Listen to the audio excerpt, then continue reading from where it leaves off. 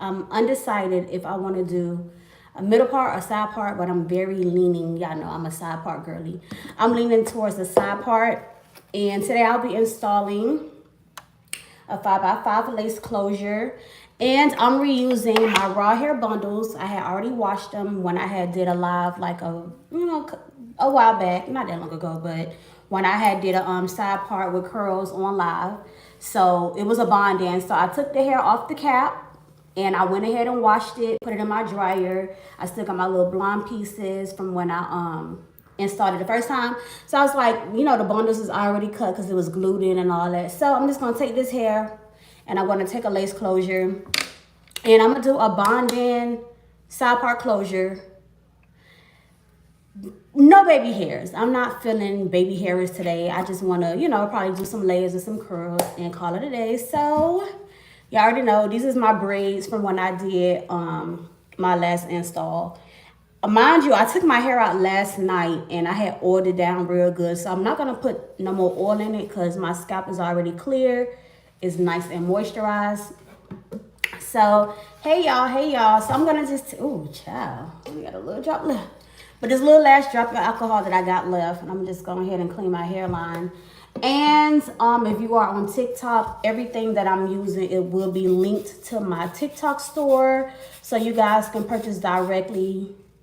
I don't really got an alcohol this side because the closure, I'm gonna just kind of clean where the closure is gonna be because I'm not doing a frontal, I'm just doing a closure, a 5x5 closure today. So yeah, I'm not gonna clean the whole thing because it's just pointless. But yeah, everything that I'm using, if you are on my YouTube, you can go directly to my website, but also when I finish this live, you'll be able to go back and purchase everything that I'm using in this live video, but I have to wait till I'm done to be able to add the products from the store. But if you're on TikTok, then my products should be linked to the live, and you can also go to my TikTok store directly to get what you need. So yeah, I got that makeup up off of there. And you know, with that 5x5 closure, it's spread kind of wide. So I'm gonna just clean right here. Okay. So, you know, first thing you want to do when installing your lace, wherever your lace is going to be, you definitely want to go ahead and clean up all that dirt and alcohol from where your lace is going to lay. Y'all see, makeup done. All right, so now, normally I dry it after the alcohol, but it makes no sense. I'm going to go in with my skin protectant, okay? I got my skin protectant on here. You want to protect the skin. I'll be seeing too many videos. People be with all them rashes, bumps, all that. No, okay? Because when you can't wear no wig, you know what I'm saying? You want your skin to look normal. Y'all see my skin looks normal, okay? So now I'm going to take the skin protectant and I'm just going to apply the skin protectant everywhere the lace could possibly lay. You know, it's nice and moist. And another thing about our skin protectant, it also does have, it has some alcohol in it too. So honestly, I feel like I don't always have to go clean my skin with alcohol, but I just do it anyway because the skin protectant has alcohol in it. But if you cannot use alcohol or, you know, it, you know, breaks you out of anything, you could definitely go in with some Sea Breeze. Who did your chain? This jeweler from Miami named Ice by Gima. All right, so now that I put the skin protectant, we're gonna go ahead and dry it, okay?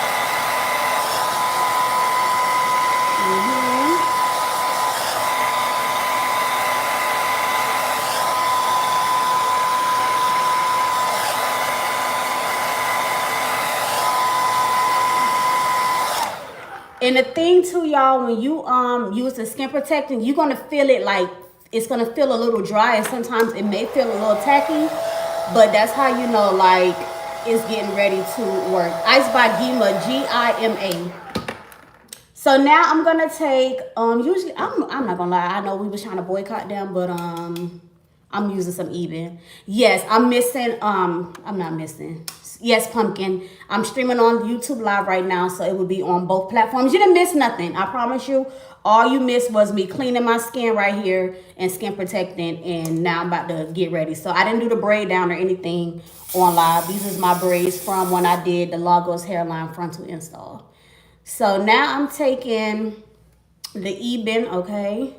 And I'm just going to take a little comb, okay? And you just want to make sure you get all of those hairs, Okay, all those hairs on your edges, all that.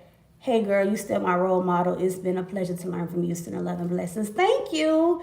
Y'all, listen, let me tell y'all something, right? Wait, after I blow dry this piece, hold on. After this, I'm gonna tell y'all something. Ooh.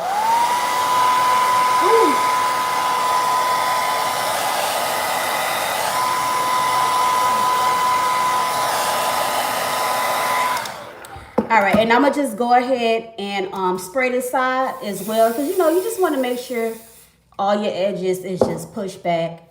You get what I'm saying? And because this will be a bond-in, I just want to make sure all my edges is pushed back and you know whatever. So let me just go ahead and push that back.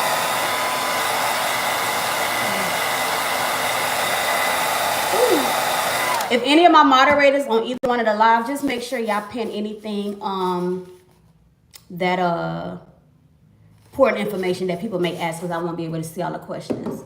But I forgot, but somebody asked me something and I was gonna say something. Yeah, but this will be on YouTube.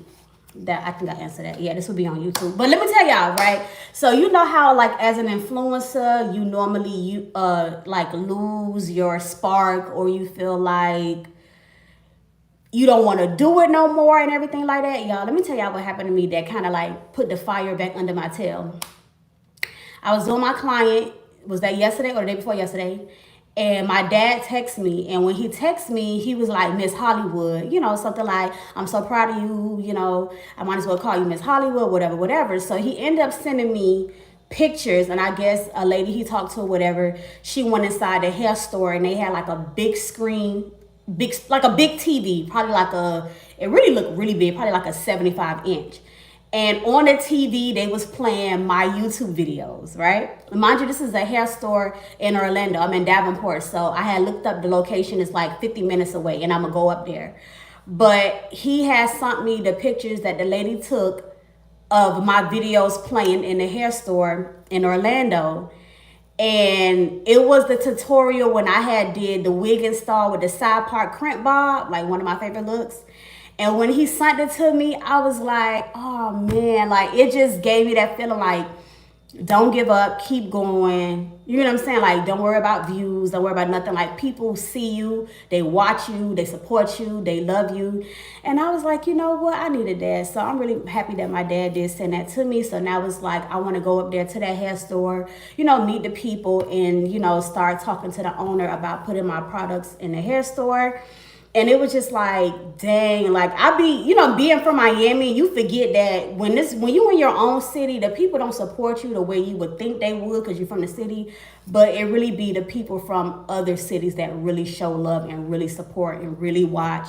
And I'm like, out of all the people y'all could be playing on YouTube, for y'all to be blasting my videos on y'all big old TV, I was like, I gotta go up there and see them. So probably Monday, I'm gonna go down there to that hair store and, you know, mingle and network. So that made me feel really, really good. But yes, let's get back to it. So I'm using the HD cap for my brand. Honestly, you could get an HD cap anywhere. They're like everywhere now. But we are doing a closure. So my closure is gonna go on this side, okay? And I already oiled my hair yesterday, so I'm not gonna keep, you know what I'm saying, oil and all that, you know, putting too much oil, because, you know, too much oil is not always good either. My chain was like 3,600. All right, so now you want to go ahead, and the reason why I'm doing the nude first is because I'm going to do I put the closure, let me make sure I'm messing up my little brow, child. So, because I put the closure on first before I bond everything in, so we're just going to focus on this side here. So, you know, you just want to slit it so it can lay comfortably around your ear. And y'all, I'm going to do, ooh, Lord. I'm going to do the Lagos hairline, but on my closure. So y'all know how like my hairline, when you see it, it goes like this. It got that little swerve right there, and they go in and they come back out. I want my closure to match my natural hairline on this side, especially because I am not doing no baby hairs. I am not in the mood for baby hairs today. So where's my glue? Where's my glue? Okay. So I'm using my Lace Mill Extreme. I'm almost done with this bottle. I probably got like this much left. And then once I finish this bottle, I will start doing my live installs using my other one, which is the Lace Melt Max, okay? I use this one because this one is perfect for the heavy sweaters and all that. So I just use the strongest one for all my clients, okay? And this one is my Lace Melt Adhesive Max. And this one is a little bit thicker than this one. But y'all, Jordan, Slay by Jordan, he is like obsessed. Okay, he's obsessed with the Max, and I'm obsessed with the Extreme, just because it's the strongest one. Like, you know, but if you're not a heavy sweater and you prefer a thicker glue, you could go with the Max. Either way it goes, your wig gonna be stuck, your wig gonna last, all that good stuff. Okay. So now I'm gonna go in with my Extreme and tug. Now, let me just say this. I see a lot of people talk about the whole Lagos hairline thing, and they be like, "Oh, you don't wear a stocking cap. Don't wear a stocking cap." I'm wearing a cap, like, period. Like when I did it the last time, I did it with a cap, and it still ate. Okay, if you didn't see it, make sure you go and look. Okay, so you want to make sure that you trace your glue to match the shape of your natural hairline, and that way when you cut your cap, that's what it be. How long do your hair last? You can't ask me that. You will have to ask people who purchase, because I change my hair all the time. So even when I took my hair out last night, it was still on tight, but I'm just like, listen, I had this in for 10 days. I'm ready for something else. So I did the last install February 10th, and I took it out last night, and it wasn't ready to come out, but I was just ready for a new look. Okay, y'all gotta remember, I be so used to, I don't even know why I put that glue way over there, because that closure is not going that far, but whatever, wishful thinking. So you have to ask somebody who, you know, gets their hair done and actually keeps it in for a long time. Oh Lord. But based on what my clients been telling me, I have clients who be like, girl, literally the client I just did 2 days ago, she was like, girl, that last wig you put on, she was like, listen, my wigs be lasting until the day I'm ready to take it out. So I'd be like, okay, period. Some clients done told me, girl, I had that wig on for a month. I had it on for 3 weeks. Even my clients with alopecia, they be like, girl, your glue is literally like tea. Like my wig be lasting. I don't got to feel insecure about nothing. My wig is on. And I'm like, as it should be, you know, because honestly, wig installs cost a lot. And I'm a girly who charge a lot. So, you know, I know. But yeah, like, you going to spend hundreds of dollars on something. Why wouldn't it last? It should last, okay? And it has nothing to do with the stylist that your hair is not lasting. It's the product that they're using. So make sure y'all hairstylists got that good stuff now, because, you know what I'm saying, you want your hair to last. Like I said, y'all, the closure, it probably ain't gonna go that far. Who knows, but we'll make it work. But as you can see, y'all, let me get these, because, you know, that sideburn be that aggravating part. Okay, so as you can see, I went the same shape as my natural hairline, and that glue is already drying. Okay, so with this side piece, I try to make sure I really get that glue on there, because y'all know that side, if you know, you know. If you were somebody who do hair or get your hair done all the time in wigs, you know that sideburn area be the most aggravating part. Okay, what hair all on me. So what I'm gonna do, because I low-key want to keep, unless I just double it with 2 black caps. I could just do that. You know what? I'm gonna do it the right way. I'm not gonna, you know, I ain't gonna say the N word, but I ain't gonna be ghetto today. I'm gonna do everything the right way. I'm gonna just use 2 caps. So because I know the lace closure is gonna cover about that much, I'm gonna just go ahead and sew. Even if I got, you know what, let me just see. Let me just kind of like map it out. Because this is my lace closure. It's a HD lace closure. Okay. Let me see. Because if I put it here. Okay. First of all, shout out to me being on point, because it can stretch that far. Okay, cool. So yeah. I did a good job then laying my glue, because it's going to be able to stretch that far perfectly. Because y'all know with the 5x5, it ain't about it just being 5 inches. Once you really stretch the closure and the closure and lay it down, then it's gonna be, you know, doing what it needs to do. So because I want to do this the right way, I'm just gonna go ahead and sew this nude cap, and I'm basically gonna just kind of sew like in the shape of the lace closure. I'm so glad I did some small braids the last time I did my install, because baby, It's gonna be easy. No, this is a 5x5 lace closure. It's not a 6x6. A 6x6, I ain't gonna lie, probably would have got like right there. Cause it's all about stretching it. You get what I'm saying? Like I done made 4x4s look like 5x5s and 5x5s look like 6x6. And if the 5x5 could look like a 6, then a 6 could look like a 7, and just keep it going, okay? So I'm just going to go ahead and stitch like how I want it to be. What foundation do you use? Always looks good. Listen, baby, I ain't no expensive makeup girly. I'm using Fit Me foundation, color mocha, 360. Yeah, I think 360 is it? Yeah, if I'm not mistaken, it's 360, and I like to use matte. I'm not a dewy girly because I feel like my skin is already naturally oily, so I don't care for the dewy. I'm a matte girly, so I use the Fit Me foundation, and I use the matte one. But y'all see how this glue has turned clear. I haven't applied no blow dryer to it or nothing like that. Like one thing I love about my glues is that it dry clear. I don't have time all that waiting 20 minutes, 80 minutes just for your glue to be clear, okay? So I'm just sewing around. Okay, I'm almost done, y'all. Once I get to that ear little tab, all right, probably like 1 or 2 more stitches. And in that way, I'll be able to cut the rest of the cap off, and then I could do the, I just do 2 black caps, okay? Yes, I'm sorry. Yes, I offered 6x6 as well. I just see a message. All right, so now that is done, what I'm gonna do, because I see the closure stops here now, I'm gonna just put a little line right here, okay? Just to give me like a nice complete cap, okay? So yeah, I'm gonna just put that right there just to kind of complete that off, okay? And I should, let me just blow dry that piece because we need to catch up with the rest. All right, that's good enough. So now I'm gonna go ahead and cut the cap. I'm gonna go ahead and cut the cap. And when I cut the cap, I kind of like pull it up just so I could get to the very, very, very edge of the cap. So be careful, because if you don't, you could cut your skin. So I just like to get as close as I can. Okay, and coming around on that side. Okay, and cutting here. And cutting, just pulling and cutting all that up. Bam. All right. And now that this part is dry, we go ahead and clip that. All right, and now we can just go ahead and get rid of the rest of that cap. So yeah, just go ahead and cut the rest off. Alrighty. Like I said, y'all, if I miss y'all questions, I apologize. I'm trying to concentrate because after this, me and my son, we going out. So I got to get the show on the road. I can't lollygag today. Okay. All right, boom. So y'all see that?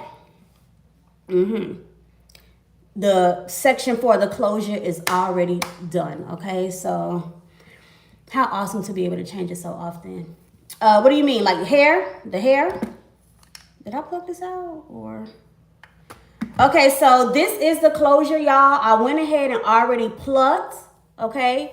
I plucked the front, but of course, a lot is going to get, I'm not going to say a lot, but in order to match my natural hairline, and this is what happens a lot even with full lace, I have to go past the hairline, okay?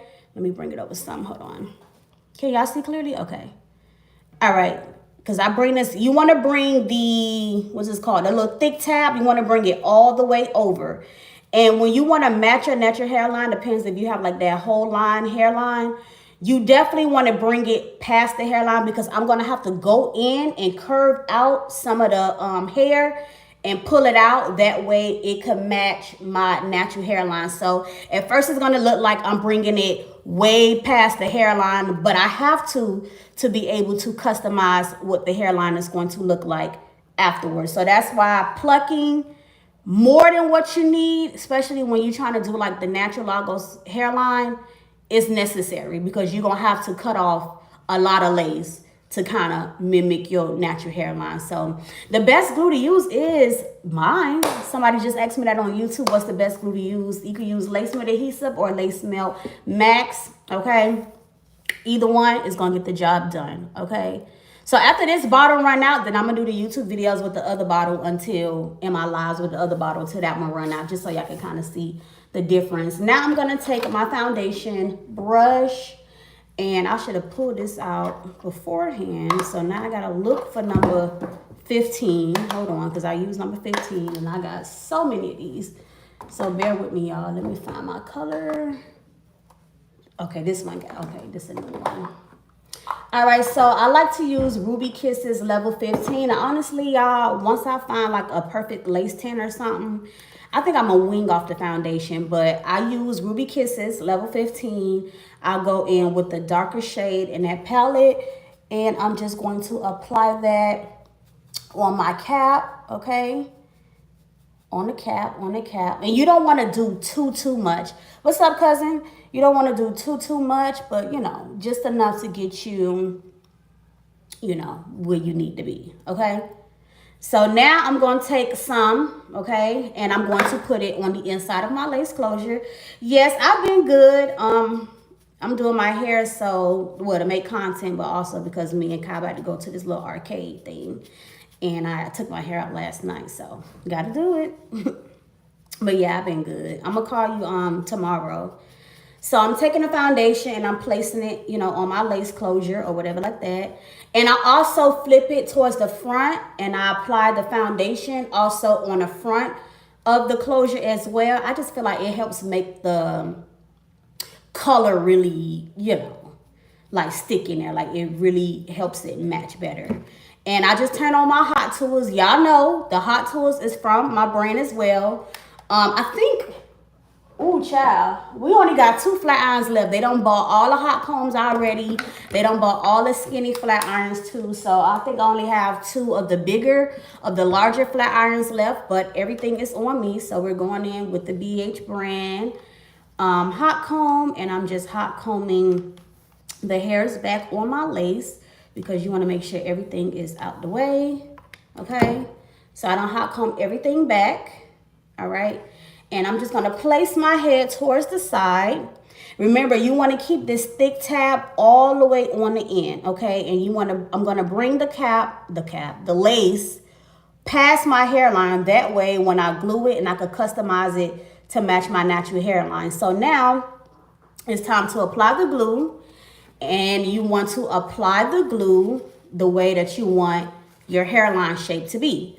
So with that being said, I'm going to take, and I like to start a little bit on the cap, and I just go back and forth. And I know I want to come around like this.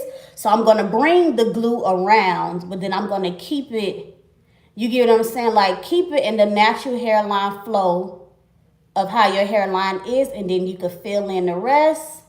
Okay, make sure you get them sideburns, especially this little corner right here, because this corner right here be cornering, okay? And I'm just going to go a little bit on the cap. And you kind of want to keep the glue in that shape. Like, don't go outside like how the shape of the glue is supposed to be if you want to achieve like that very super true to my hairline type of look, okay? Because with the Lagos hairline, it does give people like that widow's peak look, but the whole purpose is to kind of like match the natural flow of your hairline shape. So, I mean, if you're a person with a larger forehead that gets the luxury to put your lace wherever you want it, you definitely will be able to create the hairline that you want because you have enough forehead space. But if you got that little low side like I do, we literally have to just make it work. Like, we literally have to just make it do what it do, like try to match it as much as possible. And honestly, the first time I did the Lagos hairline, I ate it up. It was my first time. So that was my first time doing it with a frontal, and I actually did it with a curly frontal. So this time I'm actually doing it with a lace closure. And I did my first time on live as well. And you know, when you live, you can't lie. It ain't no edit, it ain't no go back, redo it, none of that. So I was just really, really happy that it came out good, especially because I did it as a frontal bond-in. And putting on a wig is way easier than doing a frontal bond-in, because normally when you do a frontal, you need somebody to hold the sides down and for you and all that stuff. And baby, I didn't have that, so I had to make it work, okay? So now I'm done with the first layer. I'm just gonna go ahead and go in with the second, okay?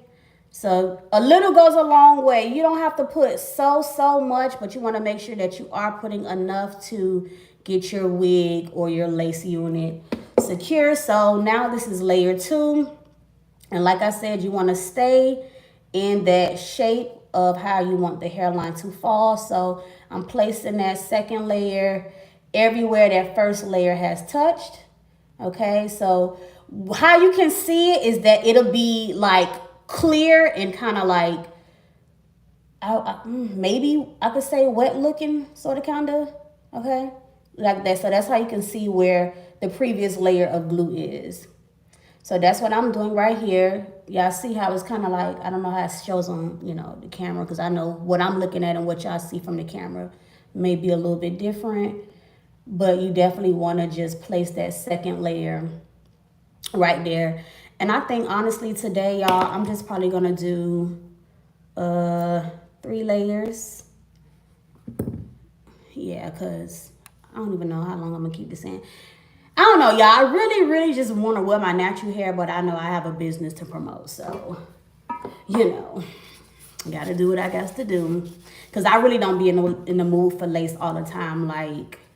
But I'm like, right now, the last time I did a live with this kind of hairstyle, I did it with a leave out. So I'm like, let me just go ahead and use this lace closure instead of just having to keep looking at me and I'm looking at it and it's looking at me. Okay, so now we're going in with layer 3. Okay, so this is layer 3. Like I say, y'all, just back and forth, back and forth, back and forth. Now, some people be like, the glue got to be at least 1 inch wide, 2 inches. I agree. At least make your glue at least 1 inch wide in width. But sometimes it's not always necessary. Like, I don't feel like I need to do all of this glue just for a closure. You get what I mean? Because I just need it to stick where it needs to stick, and that's about it. But if you're doing like a frontal, I would say at least close to 1 inch in width, especially if you really want it to like last, and you plan on like wearing it. Like I say, y'all, I switch my hair often, so I don't be having to go as hard. You know what I mean? So that's layer 3. I feel like I ain't really putting on in this area right here. So I'm going to just go ahead and put a little glue here just to make sure it be secure right here, even though 9 times out of 10 I'm going to sew it. So just applying that glue right there, making sure we get it in right there. Okay. Ooh, that thing stick. Don't stick. Don't have me sticking before time. All right, so I'm gonna just spray a little got to be spray on the back of this, and I learned this from Jordan. This helps like the makeup not really transfer. So I'm just gonna put a little got to be on there. They say that help the makeup not transfer. They say that helps the makeup not transfer over to your skin, because y'all know really makeup stops the lace from lasting the way it should last, or you want it to last. So before I go ahead and attach the closure, y'all, the side that's gonna have my ear tab, I'm gonna take that thick flap and I'm gonna cut it, not all the way off, but just back enough. And you wanna make sure you move the hair out the way so you don't be having like no short hairs. But I'm gonna cut it back at least, I'm gonna say about an inch. Okay. Well, I just feel like I cut the wrong side. Oh, no, I did. Okay. So I cut this. Hey, Desiree. So I cut, you know what I'm saying, some of that off. So when I lay it around my ear, it could just kind of lay. So I always start from the ear tab area first. So once I get that where I need it to go, okay, bring it over some. All right. Now I'm just going to push that. And we're going to remember I say bring the glue a little bit, bring the lace a little bit past the hairline, and you're going to stretch it and pull it as tight and as far as it can go. Ooh, that thing stuck, okay? Uh-oh, don't push too hard now. You don't want to get the hairs all down. Okay, but you want to pull it as far as it can go, okay? And that thing is on there already, and I ain't even use no thick layers. But be careful when you're placing it down. You don't want none of the hair stuck to the lace, okay? So I put that on, all right? And now I'm going to take the blow dryer. And y'all, it be a lot of controversy. Oh, don't put it on hot. Don't put it on warm. Put it on cold. Yes, baby, this is a closure. I ain't seen no difference. Some days I do it cold, some days I do it warm, some days I do it hot, and it still does what it needs to do. So I can't really say. But I'm going to just take it on warm, and I'm just going to comb the lace into the glue. Okay? And as I mentioned, we're going to end up cutting this lace to match my natural hairline on the side. And this is a, Renee, this is a 5x5 closure, by the way, babe. Okay? So we just going to put a little, you know, a little pressure without comb. Okay? Sometimes I comb down just to make sure all the lace get up in there. Ain't no bubbles. We comb it back. We comb it down. Okay? Make sure it's nice and secure. And then I'm going to go in. Okay. All right. Now I'm going to take my hot comb. Thank you, baby. No, listen. If you a person who wants lace, but you really want it to be like easy maintenance, closure. Okay. Closure. You can fix that easily by yourself. Okay. So now I'm going to take my hot comb and I'm just going to hot comb it back. Woo. Woo. That thing hot. Somebody. Okay, my hot combs get 500 degrees, baby. That is no joke. So now I'm going to take my melt belt, okay, and I'm going to move it out of the way. I'm going to tie my lace down, okay? And while I'm tying my lace down and I'm letting it sit, I'm going to sew the closure down, okay? So I'm tying the melt band, all right? Bam. And now I'm going to take, where's my needle and thread? I know I had it somewhere. Where did I put it? I'm going to take my needle and thread as soon as I find it. Y'all give me a second. Y'all know always that is. Here you go, here you go. I had to grab it with my toe, my big toe. All right. So I have a little thread still left on here from when I sewed the cap down. So where's my shoe? My feet cold. So I'm going to just go ahead and sew it, okay? And make sure when you sew your closure down, stretch it all the way. You want your closure to be flat. Let me see if I can put a little few pins to help y'all see what I'm doing a little bit better, including myself.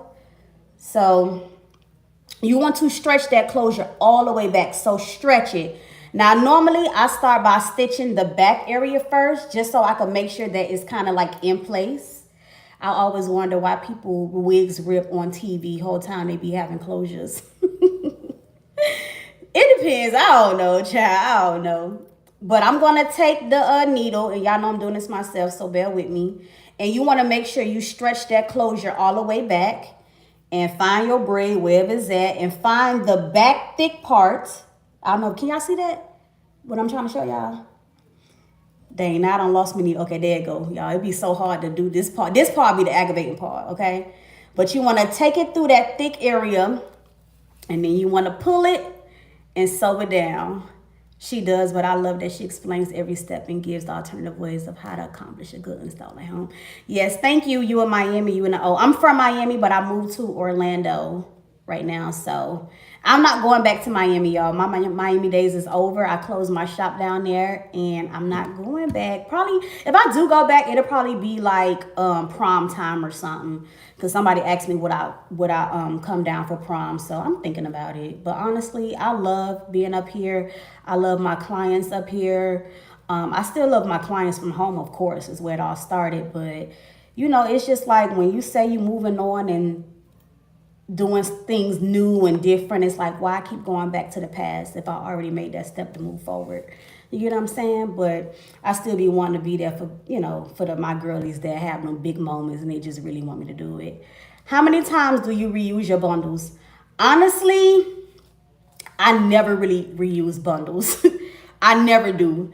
But today I am, because I'm like, I only wore these raw hair bundles one time, and this ain't no cheap stuff. You get what I'm saying? So it's like you buy hair like this because you want your hair to last. So y'all see how good this still look?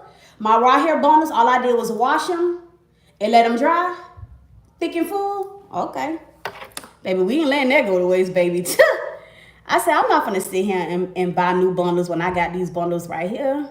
Have you ever been to Disney World? Yes, I've been to almost every theme park when I was younger, but now that I'm older and I have my own kid, I haven't been there since I've been here. Only places I have been so far, y'all, is SeaWorld, Aquatica, Fun Spot, Andretti's, Busch Gardens. Did I say that already? Busch Gardens, and that's it. But I'm gonna be going way more places. I have like I'm getting all my season passes to the parks one by one, so it's a work in progress, child. But I really want to go to Universal, y'all. But Universal is Jesus. They want you to sell your arm, leg, your back, everything. All right, Nisha. Oh, I forgot you a mod. I'm gonna say, don't let my mods block you because they think you a troll. So I'm just sewing it all around, y'all. Like I said, it's very hard to do this on yourself, so just do it as best as you can. You really have to let your eyes, your hands be your eyes. So you have to feel where you stitching and where the lace at. Like, it'd be a lot. But some people normally just glue the closure down. But even when I'm doing a quick weave on my clients, and let's say they're doing a frontal bond in or a closure bond in, I always sew their closures down. Like, always. No matter what it is, I always sew the closure because I just feel like it's, more secure. Like, I get you on a quick weave, but let's at least get your closure secure. Because if that closure glue, if the glue on that closure come up, your whole closure is up. So that's why I just prefer to sew. I'd rather you have a track slip than your closure slip. You know what I mean? So I finished sewing this side. Hopefully I got it as flat as it needs to be. Feels pretty flat, feels pretty good. And now I just have to sew this side over here. Y'all still going? Yeah, the arcade that we're going to don't close till 2 a.m. So we're gonna go eat and do what we got to do. So I'm gonna go ahead and rethread my needle up so we can get this other side tacked down, and then I'm gonna go ahead and cut the lace off the closure. Normally when I'm doing quick weave lace, like any lace quick weaves or anything or sew-ins, I always I just do the lace part first, because once you get the lace part always take the longest.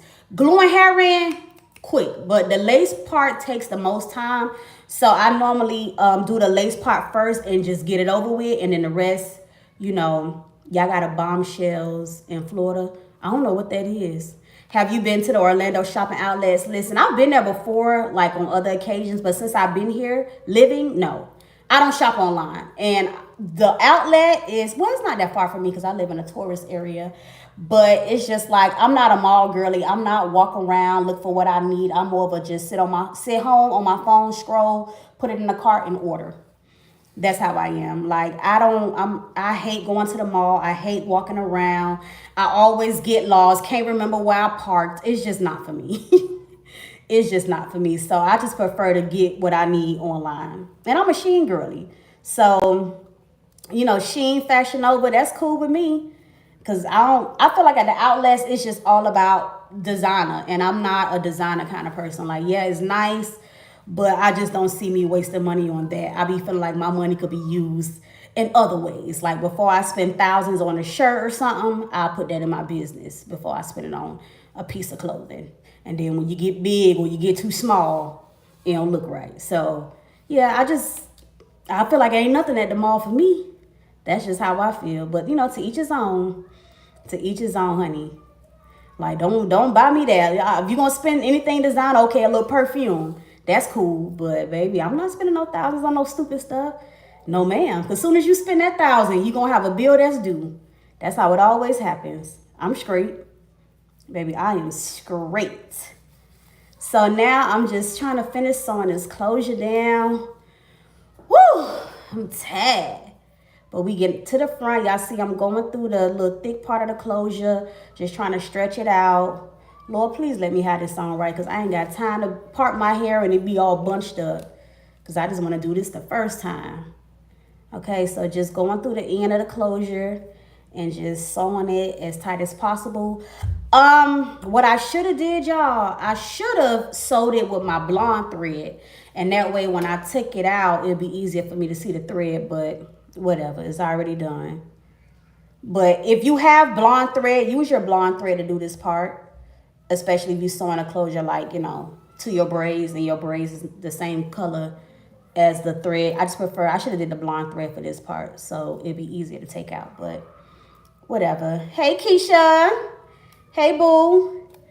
All right, so almost to the edge. Okay, you want to get as close. You want to get all that closure there. You could sew it all the way through, or if you get to this part, you could also just glue it. It's up to you, but I just want to make sure I get it stretched without pulling my hair too tight. So I'm going through that cap a little bit and going through the edge of this piece. All right, this should be the last stitch. All right, not too tight because that's on the edge. All right, bam. Lord, please let this closure be how it need to be. Let me test it out. Let me move my clips. Let me get my comb. Let me make a little part. Make sure it's flat where I need it to be. As long as it's flat where I need it to be, I'm Gucci. Okay, cool. We in there. Let me go another direction. Hold on. We in there. Bam. Y'all see that? Okay, we cool. So now let's go ahead and remove this band. Okay. And we're gonna cut this lace.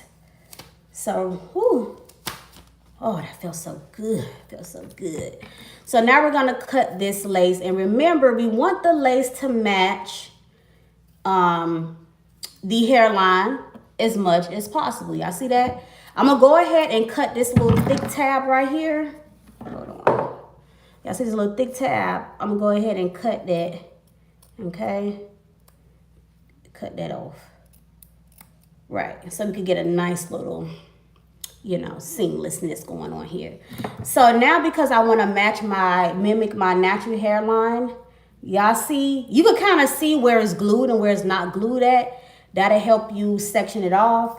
But I'm going to start kind of curving the hair out, okay, because you want to go to the flow of your natural hairline. So y'all know how like it was back a little bit here, okay, and I had a little roundness here. And I know some people, when they do this, they use the Nair method, like they kind of do it beforehand. But I like to do it on the head because it's like you could get more accurate results. Like, you know how sometimes when you cut the lace before you glue it down, and then it's like as soon as you glue the wig down, it'd be too much lace cut off or something. To avoid all of that, just if you can, try it like this. Like, get the flow of the hairline glued down first, and then everything else extra, you could kind of like pull it out, pull it off. So I'm going to make sure I get that flow of my natural hairline. So now I'm just going to go ahead and pull those hairs out and try to pull it from the root, but be gentle, okay?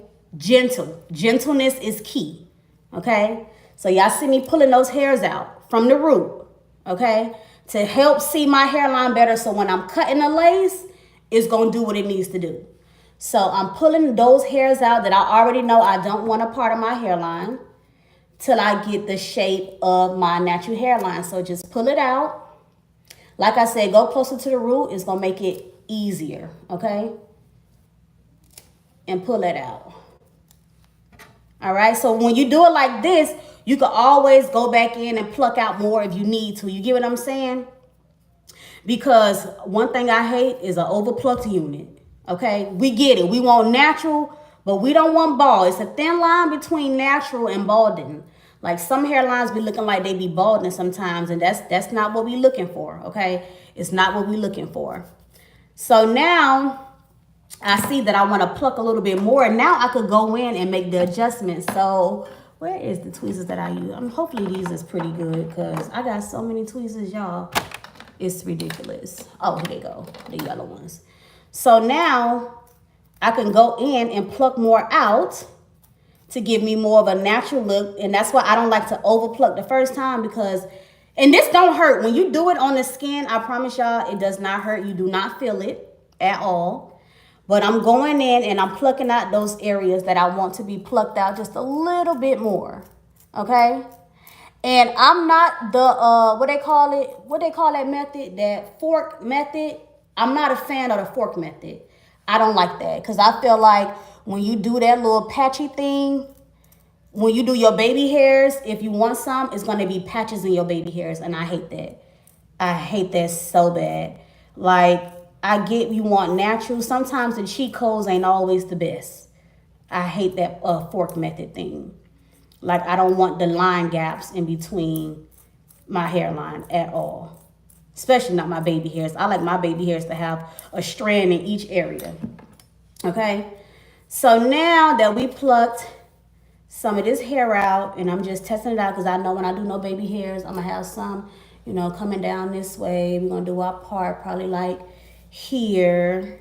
Okay? I would say my part will probably go like about here. Maybe a little higher. I don't want it too deep today. So I'm going to say about like here. Because with the hairline, you want it to look, ooh, okay. Not to like toot my own horn or nothing, but it's giving already, child. It's giving already. And I haven't used my wax stick or anything yet, y'all. I haven't used my wax stick or anything yet. I'm just trying to map it out to see what it's going to look like. I'm also going to go in with my mousse and add a little mousse to my install with my melting spray. Because I feel like that mousse really does do the trick to like top off the natural look. I use my brand Babe Susie. I'm using my Lace Melt Adhesive Extreme. I have two formulas. One is Max, one is Extreme. Extreme is for heavy sweaters, okay? I should have all the products linked, but also, if not, I have a TikTok store, the BH Slay brand. So you can always go directly to my TikTok store to get what you need, or to my website. It's in my bio as well. So because I made my part, the draft of my part, I just want to go a little bit more in here. Because like when I say natural, y'all, I wanted to really give like, I want people to be like, is that, I'm not sure, is that her hair? I can't really tell, you know. That's all I want to get off. Yes, the lace closure and bundles that I will be using today is from my collection as well. So everything that I'm using is from me other than my curler. Even down to my hot tools, babe. I'm using my own hot tools. So, yes, I just want to get it nice and natural. Okay? So once you get where your part is, you can really go in and customize to the way that you like it.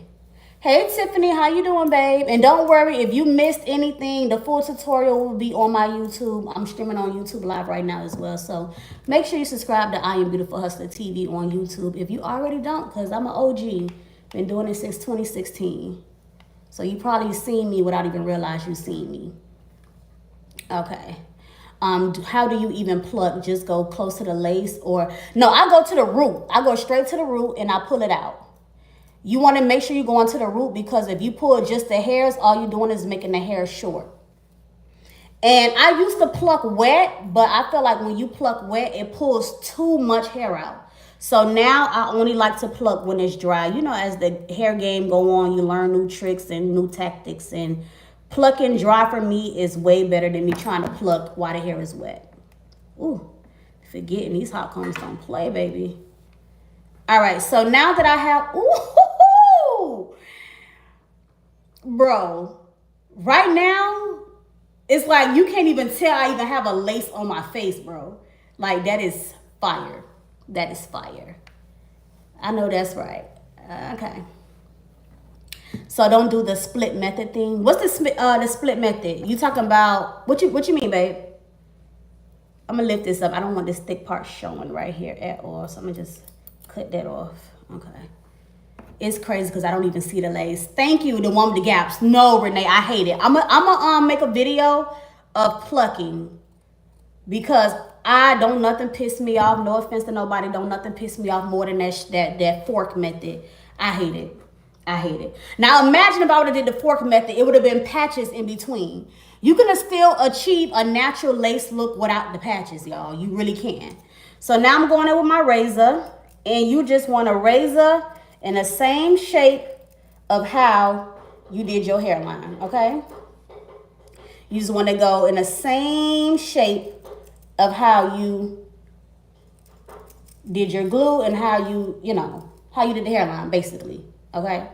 So now the lace is cut. You want to get as much lace off as possible. Whatever you don't need, you cut it off. If you feel like you're going to need it, you keep it and you glue it down. Look at this. This is this cap.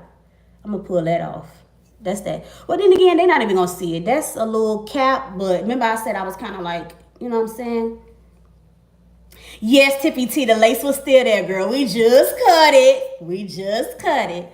Okay, so now that all of that is off, you want to go in now and see if you got any little areas that need to be tacked down. You tack it, okay? But, you know, sometimes I go and I see if I need it. If I don't need it, I cut it off. But if I feel like I could keep it, then I'll just, you know, tack it down. So I'm going to go ahead and take my lace glue. I use makeup, and I actually use the Ruby Kisses 15.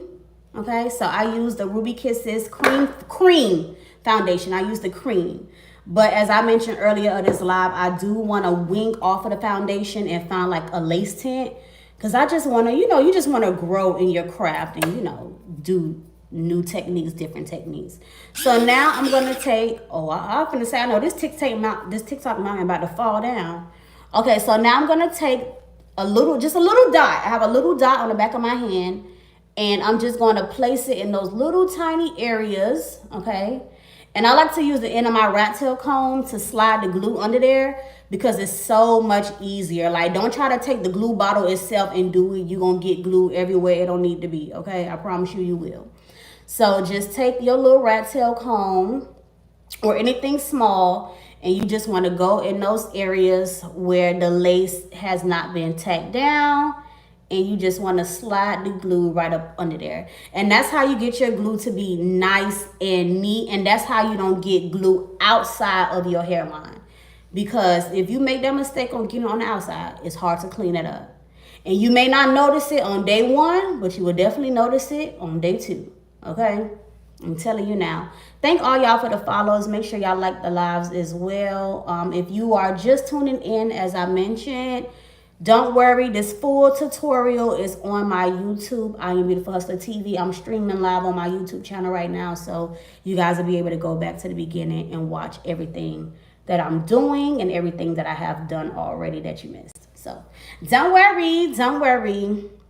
Okay, so I'm gonna go, I got a hair on my lip, I feel it. Okay, so I'm gonna go with the same amount of layers I did, you know, which was 3. You want to go under them same little areas and still apply those 3 layers. Even though it's very, very tiny, it's just little dots or drops, you still want to apply those 3 layers up under that area just to make sure that everything is being secured with the same amount of layers. Okay, y'all. Thank y'all for the follows. Thank y'all. Don't forget to follow my TikTok shop, the BH Slay brand, and my website to purchase my products or book an appointment if you're in Davenport, Orlando area. It's on my bio on my TikTok as well. But my YouTube channel to see this full tutorial, I Am Beautiful Hustler TV. But that's also linked in my TikTok bio as well. My website, Instagram, all that, everything is linked. So just is the second layer of everything, okay? And now we're going to go in with that 3rd layer. And then we're going to push the lace down. Add a little melting spray, a little mousse. We're going to tie it down. And then from there, we're going to focus on bonding the hair in. So if you don't know, we are using my previously glued in raw hair bundles. I went ahead and washed them today and, you know, dried them. And this is also our matching HD lace closure. Okay, 5x5 to the girlies who just tuned in. So adding in that 3rd layer to tack down those areas. Okay, I'm also trying to talk through, but I'm also trying to do it like in a timely manner because I'm going out to the arcade place. So if y'all feel like I'm rushing, I'm sorry. If I missed a question, I'm sorry. Did you spray anything? No, I haven't did no holding spray or anything. This is just me gluing. Okay, this is nothing but glue, foundation, and our melt band. This ain't been no holding spray, no melting spray, no nothing yet. Nothing yet. And you see the material. Y'all see the material. Okay, so now I'm going to add this last layer in. It's me trying to be professional because normally I'd be like talk about all type of stuff and dropping wisdom and spreading the gospel and all kind of stuff.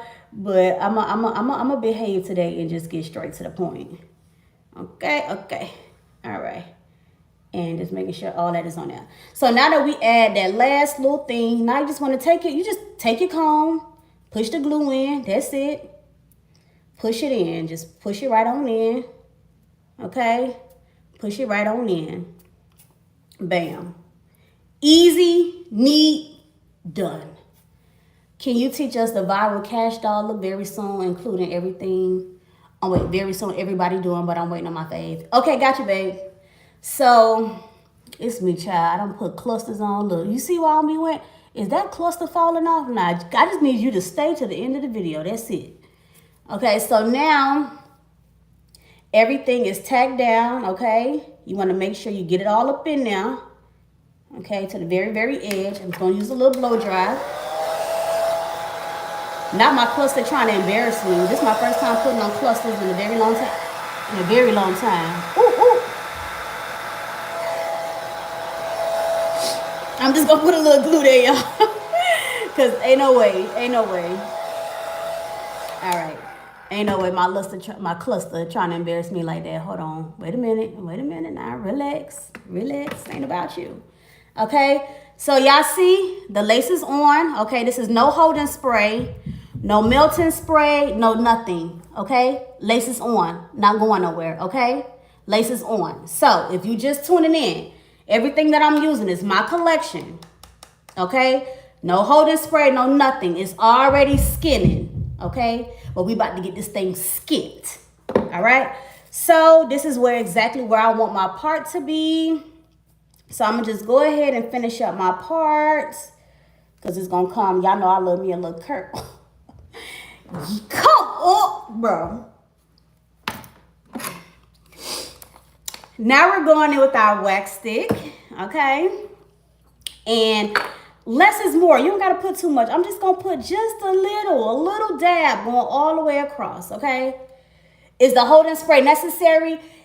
Yeah and no. I feel like you don't have to use holding spray because when you think about it, before this whole holding spray thing became a thing, it wasn't really part of the lace process back in the day. But when I say it does take it up like another notch, listen, did I just see what the F I just seen? What you seen, Jamaican White?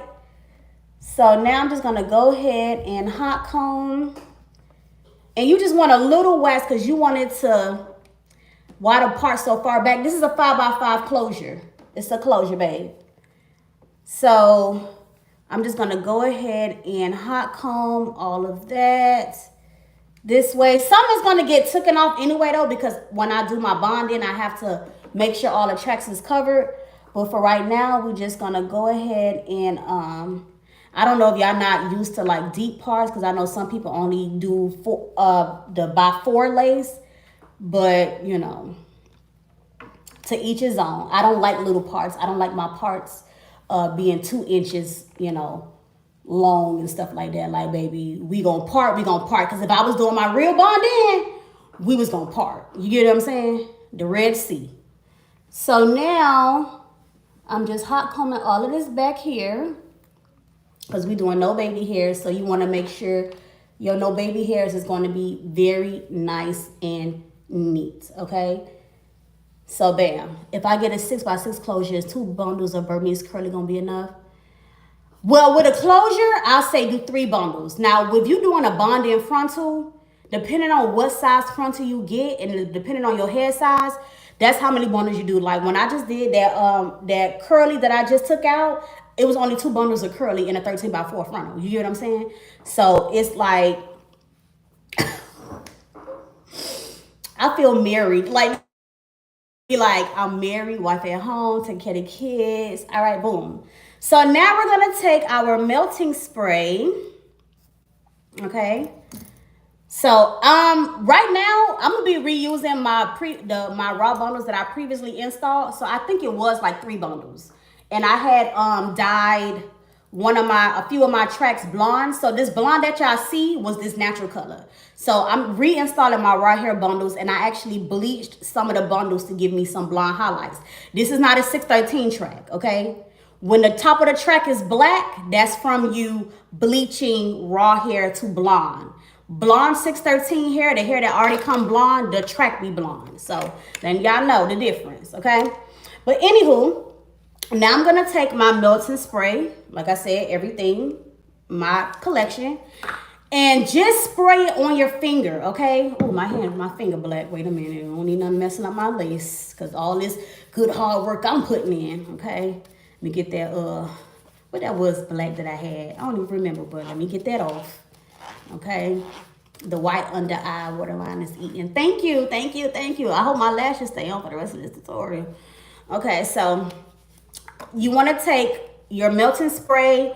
Some people use Got To Be, some people use Even. I used to use Even before I came up with my own product. Okay, so I'm just taking a little melting spray, and you just want to just dab it. Okay, just dab across the hairline. Spray it on your finger. Give it a nice little pat, pat, pat, pat, pat, all the way down. Okay, a nice little pat. Nothing too crazy. A nice little pat. Okay. You glowing on my screen, beautiful. Thank you, thank you. And I'm also gonna go in. Where is that? Where is that? Where is that? Is it? I'm gonna go in with my mousse. Same thing. You know, with mousse is a little harder. Did I sew it down? Yes, I sewed it around the perimeter already. I'm just gonna take a little mousse and do the same thing. Dab, dab, dab. Okay. I'm telling you, that mousse really be that secret weapon for real. Okay. I'm just gonna dab that in. All right. And before you tie the lace down, just kind of smooth it. Smooth it back. So it could be like very neat. And now I'm going to take my melt band. Where is it?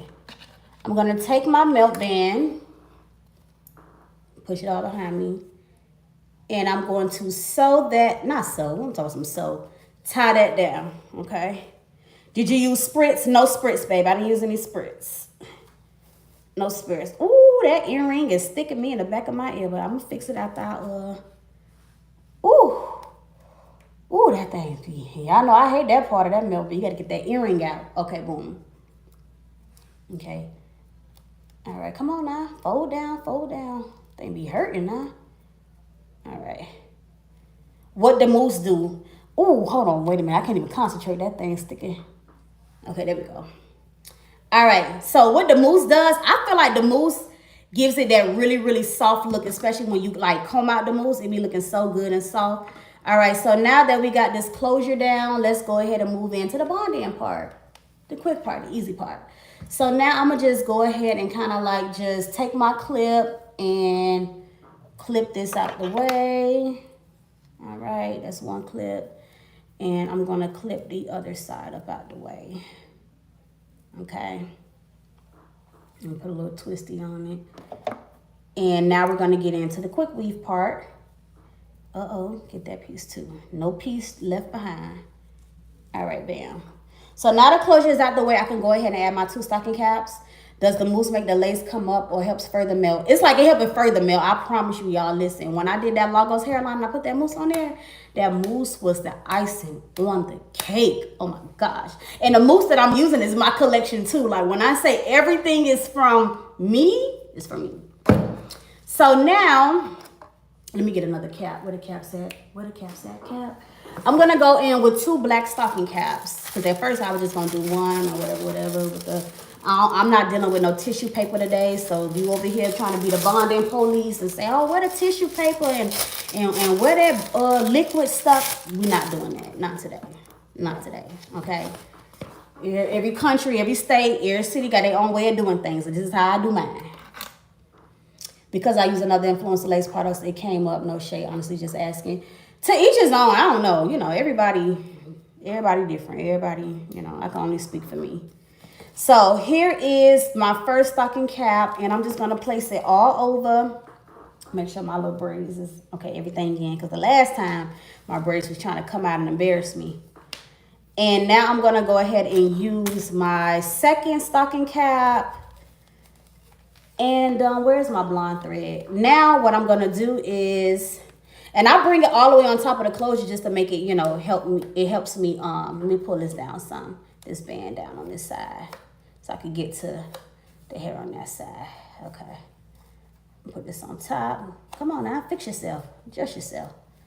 Okay. So I just want to make sure I bring Wait a minute. Okay, there you go. I was gonna say, am I tripping?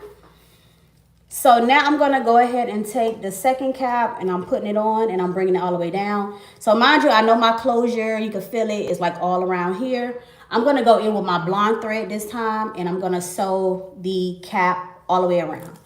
And like I said, if you want to use tissue paper under your install, you can. Some people use paper towel when they ain't got no tissue paper. Some people just do two caps. Some people use the little liquid stuff. Do what works best for you. Don't let nobody tell you you're doing something wrong just because you don't do what they do. Like, it's different methods to everything for a reason. You get what I'm saying? So in Miami, we never use like the liquid to do caps. All we knew was glue and spritz. Okay. And even when I sew caps down, people be surprised that I sew caps on. They be like, oh, nobody never sewed my cap down. Like, hey, listen, everybody got their own way of doing things. I just feel like I'm not a glue heavy person. I'm not gonna sit down, put all that glue on your head, and then you be depressed when you're trying to take it out. I sew it down. Exactly. Thank you, Charlotte. It's more than one way to skin a cat. So do what works best for you, what's easier for you, okay? So now this is where my closure ends. I'm gonna start by going ahead and sewing around my closure area. Okay, so my closure stops here. So I'm gonna just go on this braid right here. And I'm just gonna sew all the way around my closure and all the way around here. But I'm gonna just start with the closure first because that's the hardest thing to do. Because once I get around to the back, it ain't gotta be pretty or none of that. It just needs to be secured, okay? So gluing these tracks back in is going to be easy. Of course, based on the style, we're going to do a side part. I'm trying to figure out if I want to do layers and curls and all that. I don't know. But maybe I just want to do, I don't know. I love me some, if you don't know, I love me some flip ends. That's like my go-to. I don't know, so I'm trying not to do what I normally do, but I really want some flipped ends right now, but I might do some curls or something. I don't know. But I know after this look though, I'm going to be doing a bob next for sure, and it's going to be red because I really miss having red hair and I haven't had a bob in a long time, so I'm kind of ready to bob it out. So I'm trying to feel where my closure ends just so I can make sure. Do you think it's hard cutting layers on yourself? No. Well, weave, no. Real hair, yes. Like I just cut layers in my real hair recently, about a couple weeks ago. And it was a lot, making sure my hair was even in the back, doing a whole double mirror method. It was a lot. But weave, I don't really think so. And the thing about it is, I feel like it's, you can't really, I don't know, how can I say this? I feel like it's easier to cut layers on weave because even if you really don't know how to cut, you can kind of finesse it to where you can. Like before I actually knew how to cut layers the professional way, so they say, when I was just winging it, I promise you, my winging it methods was just almost the same as the correct way. And some people, they like to curl the whole hair first, and then when they comb out the curls, they'll cut the layers that way while the hair is already curled so they can get it to fall how they want to fall. And some people know how to cut and then curl it and get it to fall how they want to fall. But I think, hey, whatever works best for you, whatever way you can get it done, do it. I seen recently I just watched some videos on YouTube where a man was showing a cheat code to cutting layers in your hair by doing certain ponytails. Like you pull a ponytail this way, you pull a ponytail up this way, you pull a ponytail out that way. And he was showing you how to cut layers in 5 minutes just with doing a ponytail method. So whatever works best for you, bro. It's like cheat codes and everything. Things that make it easier. And honestly, you get better with time. You get better with practice anyway. That's just with anything. The more you do it, the easier it becomes for you. You learn your own methods and it works. That YouTube short you made with the wet wrap and acting like an emo sent me. You had you had the black nail beds and all. Girl, listen. That's when I had first cut the layers in my hair. Listen, that video had me on the floor, okay? It had me on the floor. I was crying, laughing. I love how you keep saying whatever works best for you, because I feel it's definitely the truth. Yeah, for real. Because a lot of times people try to tell you, oh, you ain't supposed to do it like that. That ain't how we go. Like, that's what works for you. You get what I'm saying? You have your way. I could tell you how many times I changed my technique on how to install lace. It's like you learn more, things get better for you, easier for you. Like, you get like whatever works best for you. Like, who gonna tell you wrong? You get what I'm saying? So, nevertheless, now it's time to pump it up, y'all. I hate pump it up. Oh, Lord. So, we gonna go in with the throwback, the OG. We gonna pump it up. So, right now, I'm just pumping it, okay? Make sure you don't get none on your closure or your lace unit that you're putting in. And you just want to pump it up. Ooh, I hate it. And because I hate spritz, I like to go in with some holding spray to kind of help, you know, with the molding. All right. We're going to let that dry a little bit. And now...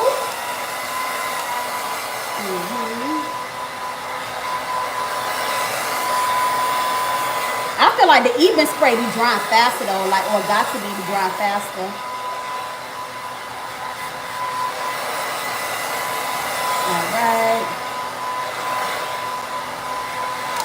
All right, boom. So let's get this hair installed using my 30-second pro, y'all. I love 30-second pro. It literally takes 30 seconds or less to stick. The last time I did my quick weave, I used a different brand of glue, and it had me just irritated, aggravated. I felt like it was just not working for me. But like I mentioned, y'all, we are reusing my raw hair bundles that I previously installed on myself on live doing a quick weave. So I have everything sectioned off. These are the wider pieces. You know, they mostly for like, you know, trying to, you know, get around here or whatever. I have these pieces that's kind of like, well, they're kind of wide too. I feel like they could go, you know, in the middle. Well, because the wider part be like here. We'll make it work. And then we have the shorter pieces. And when I say shortness, I'm talking about width, okay? So width-wise, these are the more shorter ones. So I'm definitely going to put those in the back because it's already short. But then I could kind of use them to... We'll see. But then I also have my blonde pieces that I installed the last time. And I definitely want to add a little highlight to my hair today. So I will be using these pieces as well. Am I liking a new place in the city? Loving it. Will I ever go back to Miami? No, I won't. Love it here. Peace. Okay? Peace and fun. I feel like it's very family oriented. So I feel like me and Kyle, we can literally just get up any day and just... Like, we always have something to do. It's so many parks to explore. And then, you know, they always making new parks. Like, listen, me and Kai be having a ball, okay? We be having a blast. So now I'm going to take my tracks and I'm just going to fill in where they get in. So because this is the more narrow places of the install, I'm going to just start by using the short pieces first. I double weft. Some people single weft. I just like to double. Okay, so I'm just gonna go ahead, put that glue on there. Ooh, I didn't prepare myself because I hate the way this feels. I hate that wet feeling. Oh, God. But yeah, just go ahead and put it down. We just gonna put it down, make sure it's not on my melt band. Okay, perfect. We're just gonna go ahead and place it down, y'all. I hate that feeling, like when the glue lands. Ugh, gosh. Like, I really, you know how like you have like a pet peeve or something that just really make your skin crawl. Like, I hate feeling wet, slimy stuff. Like, I'm the type of person that if I get out the shower, I cannot step directly on a tile. It just makes my whole skin crawl. Like, I have to step on the carpet. It's just, ooh, God. Even when I'm like at a water park, I have to have water shoes. I can't just be walking around bare feet. Ooh, it just makes my skin crawl. It's so weird, but it's like, what I tell y'all, I hate it. I hate it. Look at this little short piece of hair. Let's cut that off. You can tell this piece was in the front. So I'm just going to continue to go in. Ooh, the thought just makes me feel yuck. So I really hate the way slimy, wet stuff feel. Like, ooh, God, I hate it. I hate it. I hate it. I hate it. So I'm just going to continue to just add glue, y'all, and just get these pieces in. Okay, now, y'all know when you're doing this, it be hard not to leave a gap in your head. So just try to feel and keep it as close as possible. So right now we're just playing like a puzzle game. We just trying to get the hair all up in there.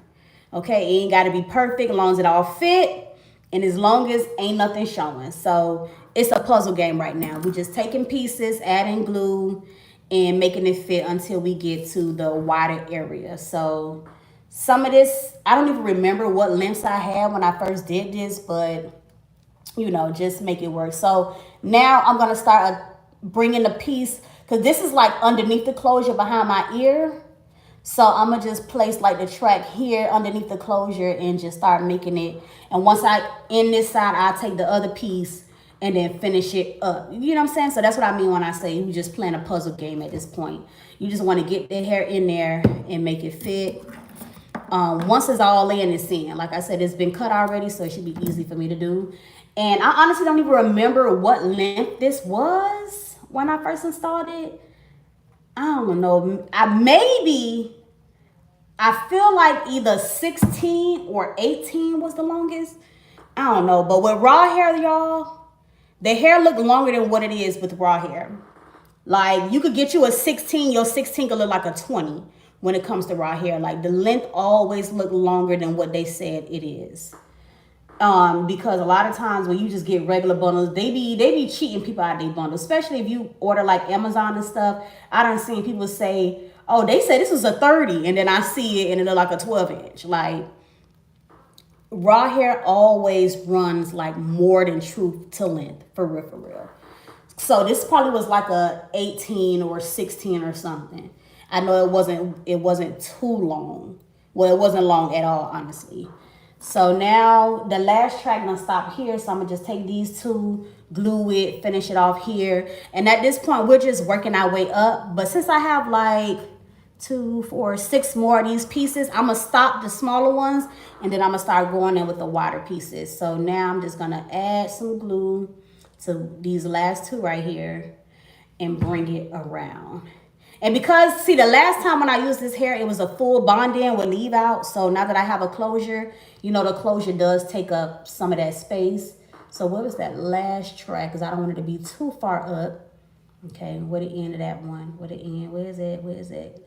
It's the end. Okay, so we're going to bring that there. And another thing that I don't do, y'all, I don't glue tracks all the way up to the top of my edges. Like, I do not do that. Like, I bring it probably like an inch behind my edges, or like half an inch behind my edges.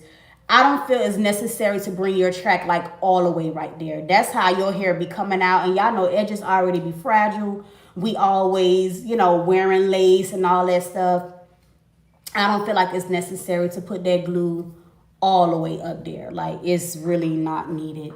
But now I'm going to take these. These is not the widest. They're like the, I don't know.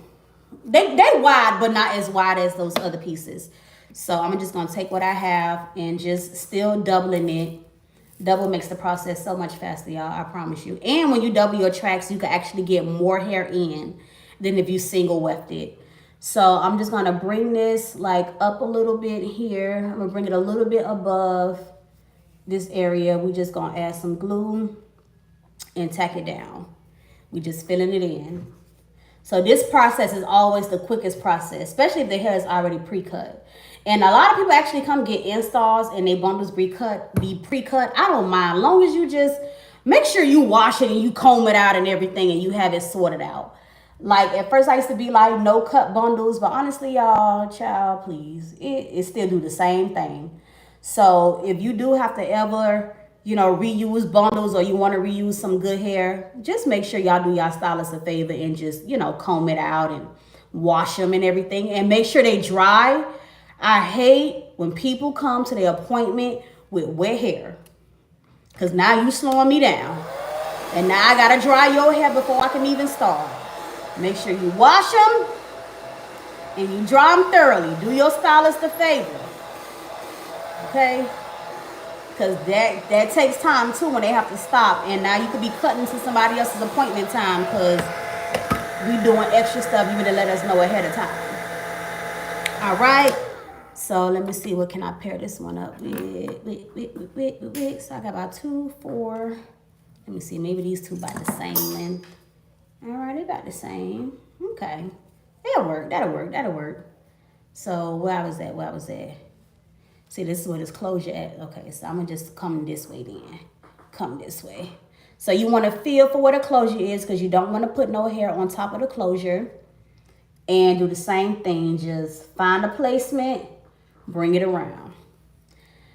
So, yes. I don't know what style. What y'all think I should do? Curls, cut curl, flip. Y'all know I'm a flip ends girly. So, flip ends is always going to be your choice. Cut, curl, blunt cut, a wrap with heavy, like a layers. Like, what should I do? I don't know what style I want to do. I really don't care. Flips ends. See, that's you my kind of girl. Charlotte, you is my kind of girl. You is my kind of girl, Charlotte hairstylist. See, Tay, see, that's what I'm talking about. See, but it got some length to it. That's why I was like, I don't know. I want to layer and curl and, I don't know. But it's going to be cute. I know it's going to be cute. I love you, Don. I've been watching you for years. Thank you. See, all y'all saying flipped ends now. Now that made me feel like I should do the opposite. Because now y'all giving me what I really, really want. But I feel like, why not just, lay it and curl because of length? Okay. See, I felt that. And that's why I was saying, like, because I wouldn't care chopping it into a bob because I already wore it long the first time. But it's like, let's not bring the hair to waist just yet. I think loose waves with layers, okay. 90s silk press, Queen Latifah flat iron kind of look.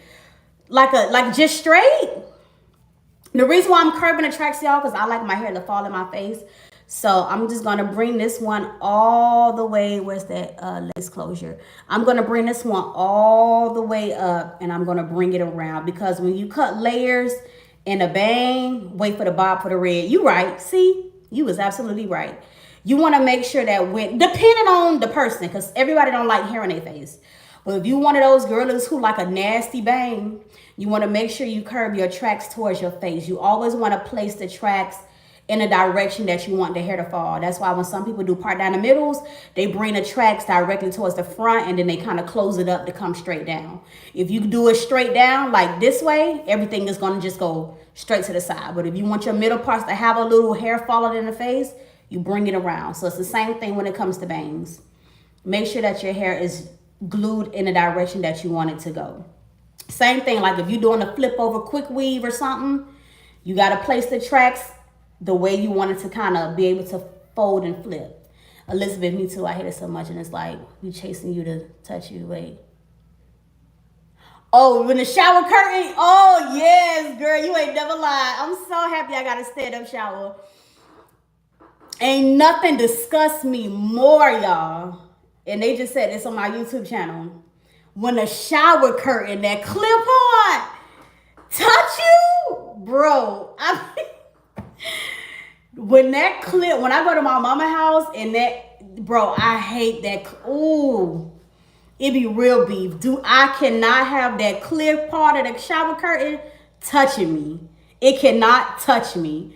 I think about oh my God, man, that right there, that make my skin crawl bad. I can't see what I'm doing. That's a bad thing. Hold on, where we at with it? Okay, listen, that makes my skin crawl real bad. Is that a woman thing or that's like, y'all think men do the same thing?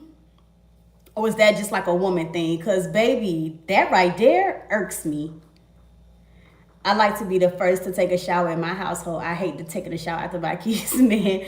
Man, listen, that shower curtain, bro, that little piece of plastic will irritate you real bad. Now, I got the blonde pieces, but I'm going to save that when I get like more towards the top to add it in. So it could be like right on top. I don't really care for it to be like in there. Long as I just get a little something. Come on, lashes. Don't fit. Come on, man. Just cooperate with me, man. Dang.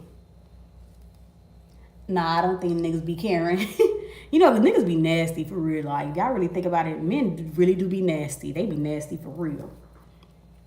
So I'm going to take another part. Some, not all, but a lot of them do.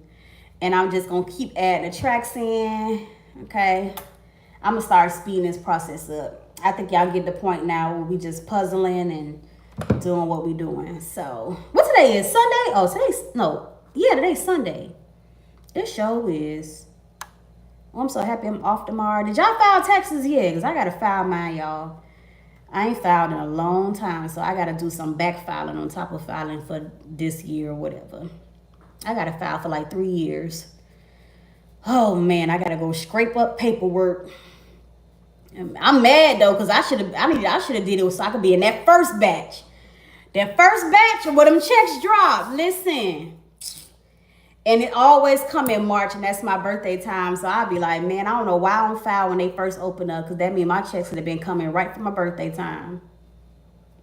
But I gotta wait till I got my Social Security appointment, because I gotta get a paper copy of the social. And baby, as soon as I get that social, I'm running straight to the tax lady. My birthday, March 14th. March 14th. Can you teach us how to apply the wig for a beginner? I could do a quick weave all day. Yes, I can, babe. No worries. So, okay, so y'all, listen. I've been doing these YouTube videos since 2016. I'm tired of editing. I'm tired of doing voiceovers. I stopped promoting for all the YouTube companies. Like, I don't promote YouTube companies no more. Like, once I drop, I wonder how many videos I got in my archive that I have to drop. But once I drop these last few videos on my YouTube, I'm no longer promoting YouTube videos. I'm no longer promoting YouTube companies. Like, I'm done with that. And my friend just told me, she said, you don't want the money no more? I said, sometimes money ain't everything. Like, I spent almost 10 years promoting these YouTube companies. It's time for me to be able to promote myself. Now, I think I done did what I had to do for them. Now it's time to do what I got to do for me. So it's like, now that I'm promoting myself only, what do y'all like as the audience? Do y'all prefer live installs, or do y'all like pre-recorded voiceovers? Because I feel like the attention span for people when it comes to watching YouTube videos, like, people don't really care no more to watch long lengths. And I feel like it's because, like, with TikTok, people do their hair and like the YouTube, they little clips be like 1 minute. You get what I'm saying? So what do y'all think? Because I'm trying to stick to what everybody prefer. Like me, I would rather do a live install. That way I ain't got to go back and edit nothing. I could just do it and it's done. Both because sometimes I want to skip. Okay? I like to rewind and fast forward. Okay, that's good. So it's like mixed reviews, because I be trying to figure out what do people actually like. Now, as an influencer, I would say it's easier for me to just do live, because right now I'm live on YouTube and I'm live on my TikTok at the same time. So I'm showing both audiences what I'm doing. The only difference is, what a good thing about it is, if you are on my TikTok live and you miss something, you can always go back to my YouTube and watch it from the beginning. So that's why I feel like I would prefer to just do live installs and do pre-recorded. The pre-recorded is just like, I'm over it. Like, I'm over the voiceovers. I'm tired of running out of space on my phone. I got to delete all my personal pictures. I'm over it. I'm over it. Like, I don't care to do all that no more. Like, it's like, baby, we grown now. You get what I'm saying? We could go live, show what we need to show, and keep it pushing. Like, I don't think I should have sold. No, that's the closure part. Am I gluing on the goddamn? Wait a minute now. See, this is why I gotta cut the cap, because now I feel like I'm gluing on the closure. Hold on, let me see what's going on up in here. Child, I'm gluing all. I'm gluing all on the closure, y'all. Look at this. I knew someone right. I knew I was going too far. Child, you see what I mean? When it's raw and uncut, baby, the mistakes is there. Okay, for future reference, y'all, cut that cap so you can see what you're doing. Let me see, LOL, tell them you've been doing voiceovers for years. No, for real. I'm so tired of doing voiceovers. I feel like I put on my other voice when I'm doing voiceovers, and we all know what the other voice is, so we ain't gotta go into too much detail. But I feel like I be putting on my other voice when I do my voiceovers, and I just want to be myself. You get what I mean? I just want to be me. We talk, we laugh, all that. I done glued, y'all, so I'm gonna have to go back in and just see this be real raw and uncut. Gotta go ahead and fix that, cut some of that off. So I glued a little bit on top of my closure. But that's okay. That's an easy fix. All we gotta do is cut the tracks, and if it's any glue on there, we just gotta comb the glue off. No big deal. No big deal. Okay. But it's no glue on there. Thank God. I just pulled it off, and there's no glue on the closure. So let me go ahead and move this over a little bit more. Put that there, and now we can see what needs to go. Okay, what is this? This go over here. Okay, let's put that in there. All right, so it wasn't that much. It wasn't that much. Okay, I exaggerated a little. I thought it was all on top. It was just a little tab. So I'm gonna just go back and glue that little piece down. Glue the edges back down over there. But we see what we at now. We see what we doing, so we good now. So I'm gonna just add a little glue to those ends right there. But yes, when I tell you, I be trying to tell y'all the truth. Like, I don't get them, oh, doing your own hair is so easy. It's not. It's not. It's really not. I tell people all the time, it's harder to do your own hair than it is doing somebody else's hair. Because you have to do your hair from a weird angle, and you got to try to use your hands and your, like, just your memory of how to place things. It's like, it be weird. It's very weird to do it yourself. I promise you. And I know right now we're in a DIY culture. So it definitely be harder to do your own hair. Don't let nobody get on here and lie to you and make it seem like it's so easy, because it ain't. Okay. So now we also got these tracks, y'all, but it's like, am I closing up already? Like, what's tea? Do I got a lot left? It don't feel like it, because you know that closure takes up space. Okay, this is kind of like, because I feel like I don't even need all this. I mean, see, the thing I like about raw hair, it don't be thin. You get what I'm saying? But I feel like, I don't know, I'm going to need a little more now. I feel like I'm running out of hair not running out of hair, but I feel like I'm closing up too soon. What's going on? Let me see. Let me, okay, this is my part. I don't want to mess that up. Let me see what's going on this other end. Like, I need to sew that down. Child, probably just cut it. Let me see what's going on, child. I feel like I'm finishing too quick. Like, but it was 3 bundles. I got to remember, it was 3 bundles. And because it wasn't a closure the last time, it's less space to work with. But I'm going to try to get some more up in there. So we're going to use some of these longer tracks. For right now, I'm going to just kind of focus on filling up this side, because I still want to go in and add some blonde pieces right there. Do you sell your raw hair vendor? Not at this moment, y'all, but I am thinking about putting a vendor list together. Because if you don't know, y'all, I've been doing this for a very long time. Like, I've been doing hair since I was in middle school. I started off doing plaits, rope twists, and I'm about to be 31 March 14th. And I've been doing hair literally since I was in middle school. So my middle school years was 2006 to 2008. I'm over it. Like, what is that above the TV? Like that silver thing? I'm in the garage, Kari. So that's part of my garage thing when it opened up or whatever, but I never opened my garage door anyway. But I've been doing it since 2006. You know what I'm saying? So I'm over it. Right now, I'm working on my retirement plan, getting out the game. So I'm going to be making I'm going to be making a vendors list very soon. Every company that I recommend that I've worked with for everything, like, I'm just gonna go, like, I'm probably just gonna make wigs, sell them. But as far as like standing up labor work, baby, ain't doing it. I just keep praying about it, y'all. I keep telling God, I feel like I just got 5 more years left in me. So honestly, when it get close to, what year we in? By 2025? Dang.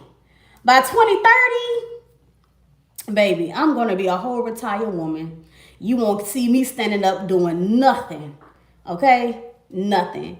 So after being in the game for so long, I'm just at this point, I'm ready to teach, give out the knowledge. You know what I'm saying? If somebody want me to one-on-one or something like that, that's all we're going to be doing. But standing up and doing the labor work, baby, no, we finding other ways to make income. That is the goal. Yeah, everything I know came from you and Slay by Jordan. Yep, and Jordan, that is my, like, listen, that's my other half, literally. So we've been in this game for a long time. And the crazy part about us, us meeting from YouTube. And I will never forget the very first time he flew from Atlanta. He came to my house in Miami. Like, we always supported each other, like, you know, on the platforms and everything. But that first time we linked up in person, and he did me that 50-inch bust down part down the middle, no baby hairs. We been, when I say locked in, inseparable, ever since then.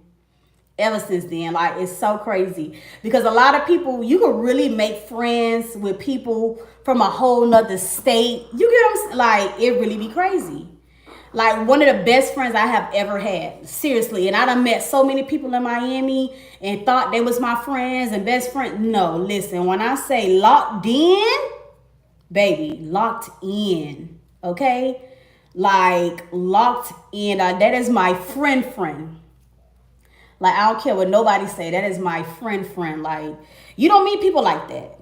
You know, you really don't meet. Like, good people is really, I don't know if y'all realize it, but good people is really hard to come by these days. Everybody has motives. People just want to get close to you. So, you know, to be in your business, to talk about you. People just be wanting to leech off you. Did I glue? I don't glue something, child. I don't know what I done glue. Where the ends of this hair at? Like, people be wanting to leech off you. Like, what is going on? Hold on, wait a minute. There we go. Like, people be wanting to leech off you, use you, get close to you, know your business. They feel like you got money. They be wanting to, you know what I'm saying? Like, any little thing, they'll try it. So, it's like when I say me and my friend is so transparent, like, I could tell my friend my inner thoughts no matter how innocent, how ugly they may be. Like, you all need a friend like that. A friend you could call. I don't know what's going on right here, y'all, and I don't care, but I just tell you what, we finna cut it. I ain't got time. I ain't got time. Moving right along. Like, that be hard to come by. A good friend is hard to come by, okay? So, this hat is feeling good. We looking good. So, we about to start, let me see, maybe, where is closure at? I think maybe after 3 more tracks, I'm going to start adding in the blonde pieces right here. But I want to make sure I close up everything behind this closure. But yes, good friends is really hard to, you know, to come by. So if you have a good friend, y'all, do not take your good friends for granted. And check on your strong friends, okay?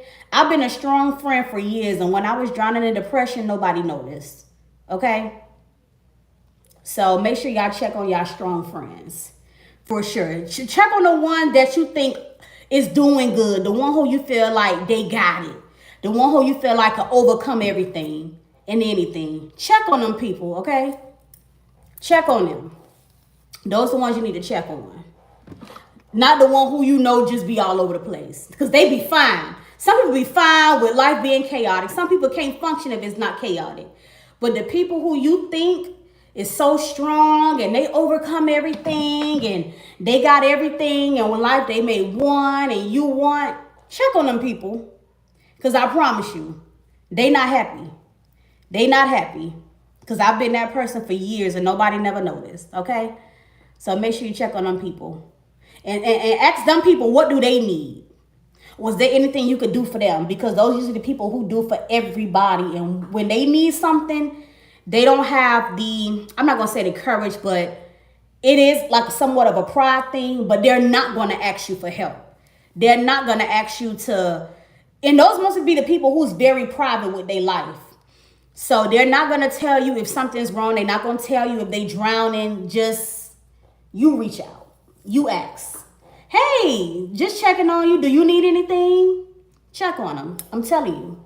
You never know who might need to hear from you or who might need to hear those words. Just check on them.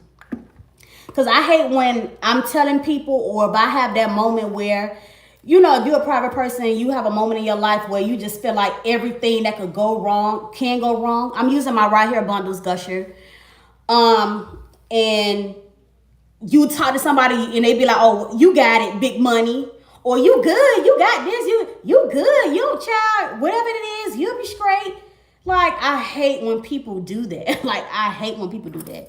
Like, don't tell me I'm good because you're going on based off what you see. To you, I might be doing good, but to me, I'm drowning. Like, I'm going crazy. I'm stressed out. I'm overwhelmed. I'm this, I'm that. Like, oh my gosh. I'm telling you what I know. And that was one of the reasons. And I seen somebody ask me that earlier. what was one of the reason that I left Miami, and that was one of the reasons, baby. I was drowning, okay? Depressed, frustrated, aggravated, okay? Literally. So I'm speaking from experience. And it was always people telling me, oh, you good, you gonna be straight, you got it. Child, I was about to get deep, but I said this ain't this another time. When we just talking just to talk, we'll get deep. But right now, but check on them people, okay?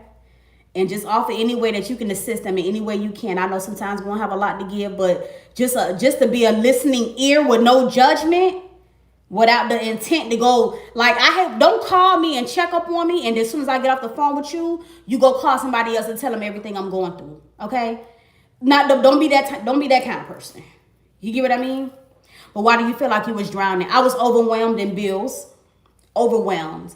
Y'all, when I was in Miami, now mind you, I'm a single woman. You get what I'm saying?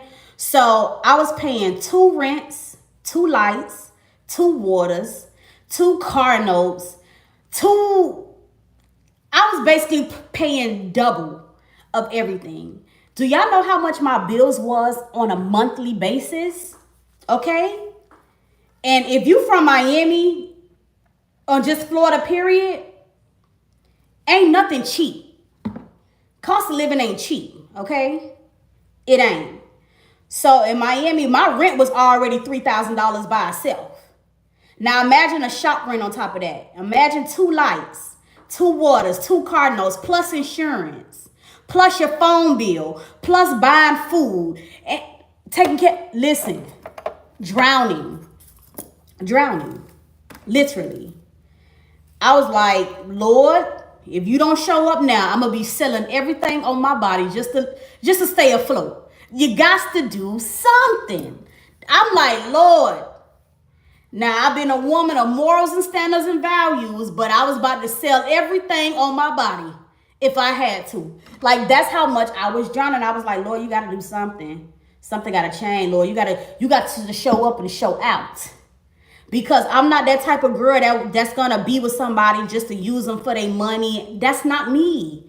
Like, I can't deal with somebody just because they have a little money and I got to tolerate their disrespect. No, Lord, before I depend on a man that's living in the flesh, I'd rather patiently wait on you to move on my behalf. And that's just what it was. And I just kept praying for change, praying for things to change. I'm crying. I'm depressed, everything. And I just laid in that bed. And I always had moving out of Miami on my mind. But it's like at that point in my life, God was telling me this is the time to do it now. Like now. And I'm like, Lord, but I just re-signed my lease. Don't matter. Move anyway. So because people be like, I had renewed my lease for my place in Miami July of last year. So that means I wasn't supposed to leave there until July of this year. I promise you, 3 weeks after renewing my lease, and I was in my room on my knees crying like, Lord, Lord, Lord, please. I'm like, I know I'm sinning. I know I need to get myself together. I know I'm all over the place. I don't know if I'm coming or going, but something got to change. And that was the day he heard my cry. And in August, I found this place up here in Davenport. In August, I found this place. In September 1st, I got my keys. Like when I say, and to everybody, it didn't make sense. They like, you just renewed your lease though. But when God do things, it don't make sense. That's the thing. When God tell you to do something, it don't make sense. But it's not your job to figure out how to make it make sense. You just obey. And I promise you, moving up here with no notice, no time to promote myself, no nothing. Y'all, when I literally tell y'all, I have been booked from the time I moved here. Bro. See, people don't realize when you're a business owner and you got business bills and personal bills, and I'm a mother. And at the time I was raising my son and my niece. So I had two 8-year-olds I'm taking. Listen, do y'all know bills keep coming whether you got the money for them or not? Y'all know bills keep coming around. Even if you lose your job, bills still come around if business is slow. Like the bills don't stop because the income slow down. No. Every business has a slow season. Do you have a shop there now? Like in Miami, I just closed my shop in Miami on January 31st. But here, right now, I'm in my garage. What y'all see that looks like a shop is my garage. Baby, listen, when I say the Lord to give you exactly what you asked for, I told the Lord that when I moved again, and I didn't think it was going to be up here. Yes, baby, I'm in Davenport. I told God, I said, God, I just want my typical, 3-bedroom that I normally always get. I was like, Lord, I just really want a garage. And boom, guess what? I ended up getting blessed with a house with a garage that I was able to flip my whole garage and make it my salon. And now, for the first time since 2016, y'all, when I tell y'all, this is the first time since 2016 I've been paying one light, one water, one rent. For the first time. For the first time in my life, I'm paying one bill of everything. And I'm like, why did I want to be a shop owner again? Because this is it. And when I tell y'all, God has been doing, man, listen. I don't know about y'all, because I know a lot of people on these apps like the app act bougie, like they never have hardships or whatever. But for the first time, y'all, I had literally just sent this to my cousin yesterday or the day before yesterday. I had to literally I'm about to be in tears because I had sent her I said, Nisha, for the first time ever, I said every bill that I have is paid in full. My rent paid in full, my lights paid in full, my car note paid in full, my water paid in full, my phone bills paid in full, my car notes paid in full, my insurance paid in full. I said, Nisha, this is the first time in my life that every single bill that I ever had, everything is paid in full right now when I'm in a new city and I just got here in a way that God has turned everything around for me. I said, you ever told yourself, dang, I wonder what it's like to never have to worry about a bill and all your bills paid. And for the first time in my life, I can say 2000 and what today is, February 2025. On February 20th, that was the first time I went and I paid every single thing. Every bill, y'all don't understand, every bill that I have for the first time in my life, I paid everything in full. Not paid the minimum, because you know how black people do. We just gonna pay what needed to be paid for it to stay on. No, I paid every bill in full. I could go even down to the Wi-Fi bill. Everything says zero balance. I owe nothing. And I called Nisha. I said, Nisha, I've been struggling for years. I'm getting goosebumps. I've been struggling for years, drowning, trying to stay afloat. And it took for me to just obey God and move. When they tell you that God will provide for you, just be obedient. I moved to this whole new city, y'all. I had no plan, no clientele, no nothing. I've been booked since I got here. Since I got here, I had 100 clients my first 60 days. Do you understand? I've been in Miami my whole life and I've never been booked that much in a period. Listen, man, I could talk to y'all about the goodness of God all day. And for the first time in my life to have all my bills paid in full. And I always wondered, how would that feel to just know every bill is paid? And not only is every bill paid, my rent for next month is already done. I'm literally starting with everything at zero. I haven't felt that ever in my life. So when people be trying to, oh, God ain't real, y'all listening to that invisible man in the sky, all you can do is pray for him and be like, I just hope that God come encounter you at the lowest moment in your life. And he gonna show you who he is. Man, listen, baby. If you ever felt it in your heart, if you felt like God put it on your heart to move from not to where you convincing yourself. Because some people like to be, oh, God told me, and God ain't never told you that. But when he put it in your heart and it keeps bothering you, and it's I just keep getting, I just feel like I have to, something is telling me to do it. How did you start to get clientele? Baby, I don't know. Let me tell you something. When I say y'all don't, I moved here officially October 14th. That's the day I got the U-Haul and I brought everything here. October 17th. That's 3 days later, I started taking clients. On the first day I took my first client, I already had 21 appointments booked. With no time to promote. When I tell you, I cannot take no credit for it. I didn't have no time to promote, no nothing. The first day that I started taking clients was 3 days after I officially moved here. And I already had 21 clients booked. And that was the second half of the second half of October. And it was like 2 weeks, I had 21 appointments, the first 2 weeks of me working. Then it was to the point where people was like, hey, when you gonna open up your November? Now, mind you, nobody never really be like, when you opening your calendar. So that was new for me, because in Miami, people are just, walk in, they hit you up, you come. People saying, when you opening up your November calendar? Bro, I opened up my November, and just every day, just bing, bing, deposit. And then it got to this, they was like, when November wasn't even here yet, and they like, when you opening up your December? I'm like, yo, I'm not used to all this high volume. What's going on here? And then and you can see it on my TikTok. Go to the date under my testimony talk on my TikTok. I literally was in tears because I sat there and I counted my appointments from the time I officially moved October 14th to December. And I had like 70, 80 something appointments already. I was like, yo.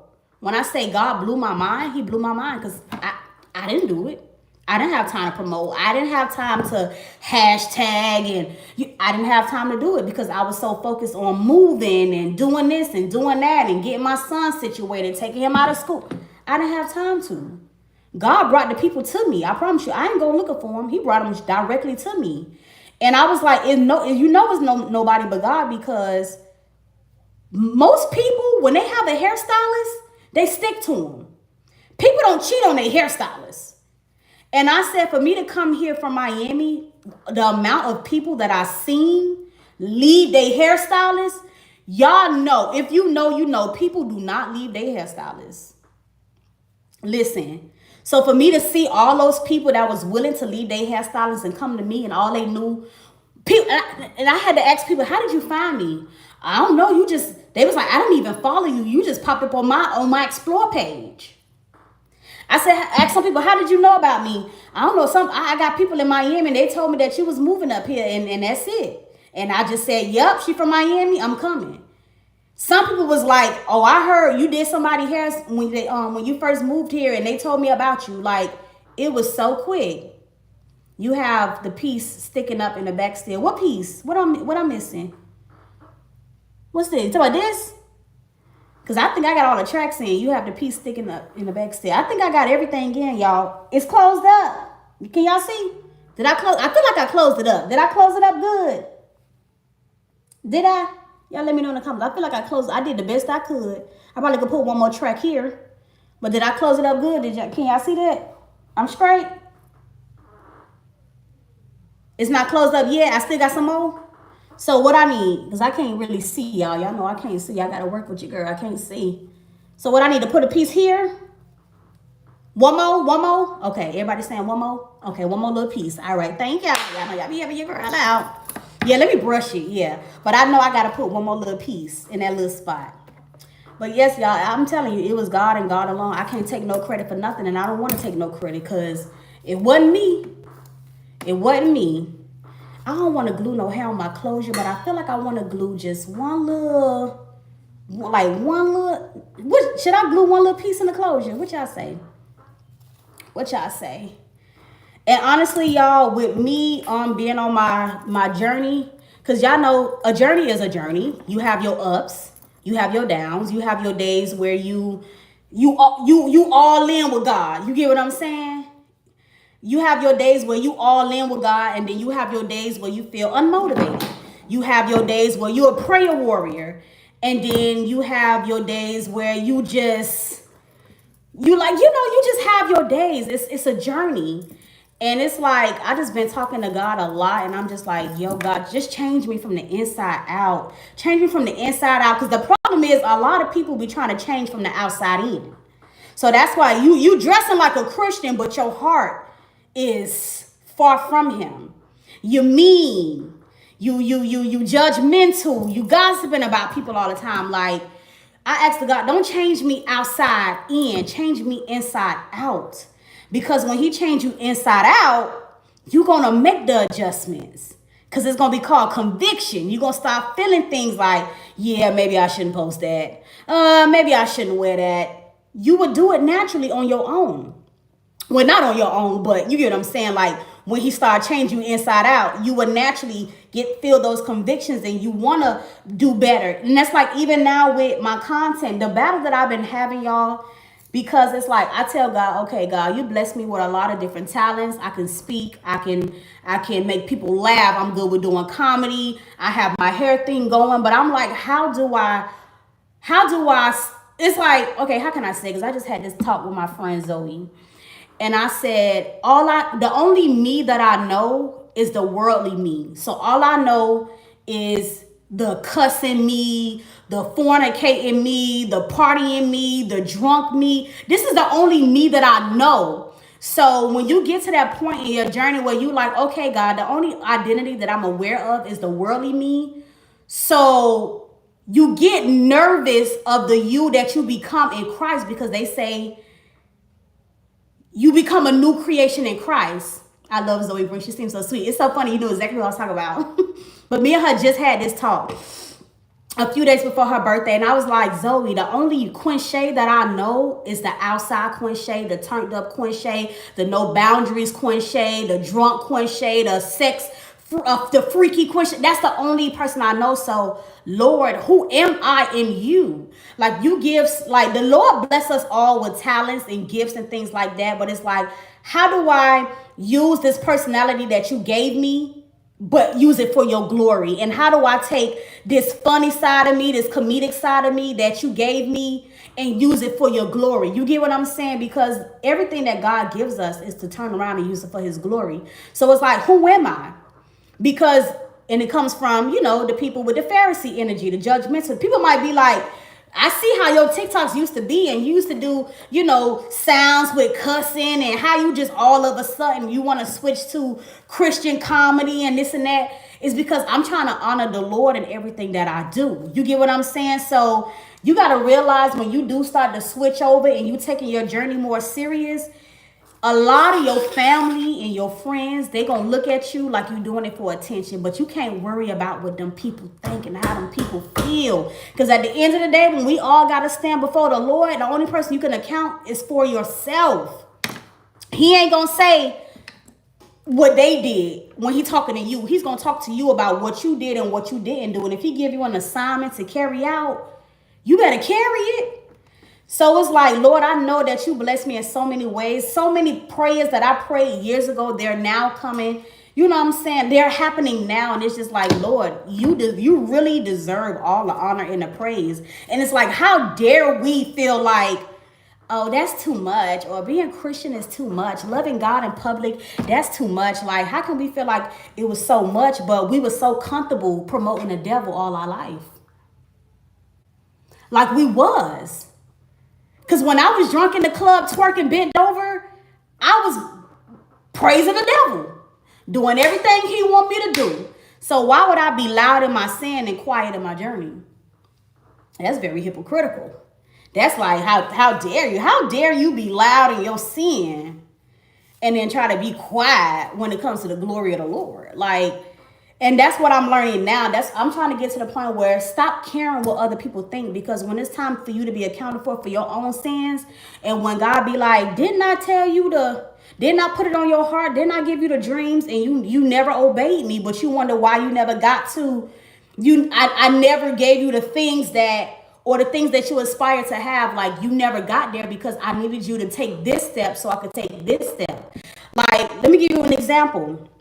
When I was making good money, because I mean, the God will humble you. We all know that. When I was in the world making good money, when I'm talking about good money, like when it wasn't all this TikTok and when it was just strictly YouTube, I was making so much money. Like so much money, y'all. And you know what I was doing? Because I was in the world, blowing it. Why am I in the strip club spending $1,200 a night? Why am I paying? I was buying friend. Why am I paying for everybody to get in? Why am I? Whoo, baby, Lord. Why am I paying for everybody to get in? Why am I spending money on all of these bottles? And I just want to take a time in the Maya delay style.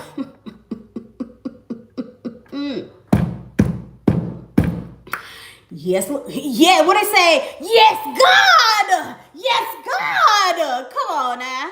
Yeah. So I used to be like, why would the Lord bless me with millions of dollars when I'm fumbling the thousands? Like a lot of things we be asking God for, he be like, why would I give that to you right now?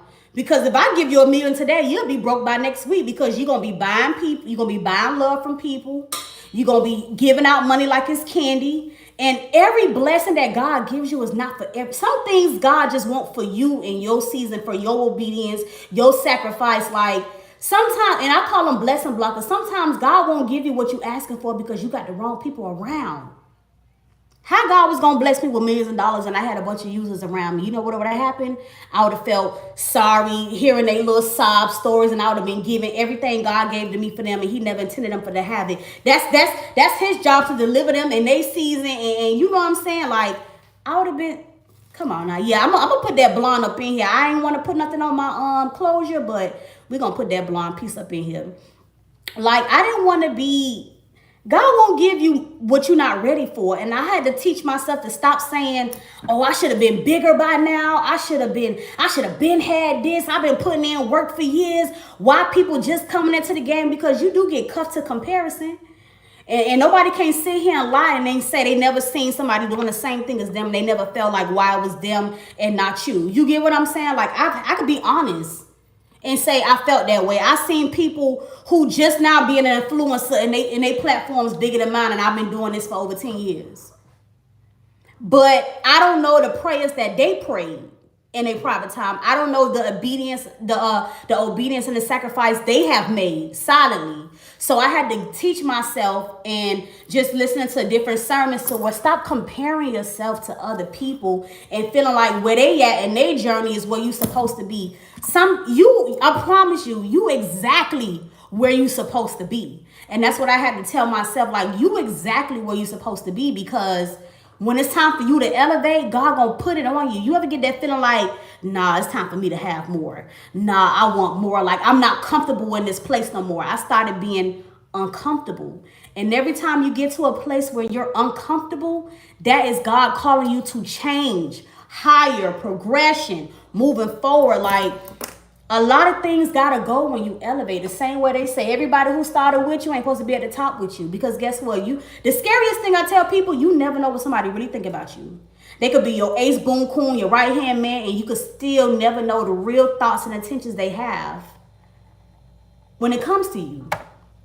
So you might be like, God, you know how everybody pray that famous prayer, Lord, if they ain't for me, just remove them. And then you wake up tomorrow and your best friend that you had for 20 years ain't your friend no more, and they just started being disses and they cut you off and they stopped talking to you. You like, damn, what did I do? And God like, see, you only go about what they told you, but you don't know that I knew what was actually in their heart. And a lot of times we be like, God, why did this person have to go? Or why they stop? He had to. He couldn't bless you around that same person you were scared to cut off would have probably set you up to get robbed. You don't know. The scariest thing, you never know somebody's true intention, what they feeling, how they thinking. And some people just stick around you because they know that you're destined for greatness. They know. People will ride the wave until it fall off. People know when you destined for greatness. They know that. They see it. They see the drive you have. They see how the Lord favors you. And listen, man, we be having more favor than we even realize. I tell you that, because I didn't realize how much favor I had until God really showed me some things. Like, and other people see it on you too, and they try to stick around. Oh, this is giving, honey. And they would try to stick around just to reap some of those benefits, and God won't even give it to you because they still around. Some people just gotta go. They can't go with you. They can't go with you. And guess what? When they leave, don't be sad. Don't be disappointed. Just be like, thank you, Lord, because I don't know what you saw. I don't know what you fit. I don't know. Like sometimes you gotta thank God for what He give you and thank God for what He don't give you. That's something I had to learn too. Don't only thank the Lord for what He gave you, thank you for what He didn't give you. I'm putting a little black spray here, y'all, because I just really want that to, blend seamlessly. That's all. Like, you got to thank the Lord for what he give you and thank the Lord for what he didn't give you. Because we swear we be knowing. We swear we be knowing what's best for us, and God be like, oh, you thought he was the one? Oh, you thought that was your bestie for the restie? Okay. The Lord be like, okay, watch this. Watch this. So now I haven't made any friends here. Like, I do have my clients that be like, you could come, hang with me. We could go places. We could do this together. But it's just like, y'all, I be nervous. I'm not going to lie. I be nervous because I'm so used to my peace and the protection and the peace that I've been having. It's like, I'm so damaged from people that I be scared getting to know new people. I be so scared getting to know good people because, like I said, you never know the motive. You never know their motive. But it is a little, it's this little Christian club thing called, what is it called? I know what it's called. What is it called? Oh my God, I can't even think of the name right now. But it's a little Christian club thing that happens a lot. Like, they do an event. I don't know what this, I gotta cut something else. They be doing an event like maybe once a month or once every other month. And I found it on TikTok. It's like an Orlando Christian club thing. I can't think of the name right now at this moment, but I know it. But they be having like a Christian night out, and they be like the Christian artists, a lot of all the believers come, and they all just like praise the Lord. And but it feels like it's like a Christian club night out, but it's just only worship music. So it's gonna be like the throwback worship music. It'd be like the new Christian rap artists. They come, they perform, everybody praise and worship together. Of course, there's no alcohol, so it's available to all ages. All of that. Like, I'm gonna be going for the first time, and the reason why I haven't been going is because I'm like, I don't know nobody. I don't have no friends here. Like, one of my biggest fears is going out by myself. And I was like, you know what? I can't let fear stop me because I'm scared to go outside, and the whole time it's not a club, but it's more like it's not a club because they don't have like a building. It's like an event that they do. And it's like all the Christians come together. It be all ages. Like I said, it's no age limit because there's nothing worldly happening. And they just playing all the worship music. They have the art. And it's the young, like our generation, like the younger generation that comes out. And it's just like all the young generation of believers. And they come together and they're singing. It's no alcohol, no none of that.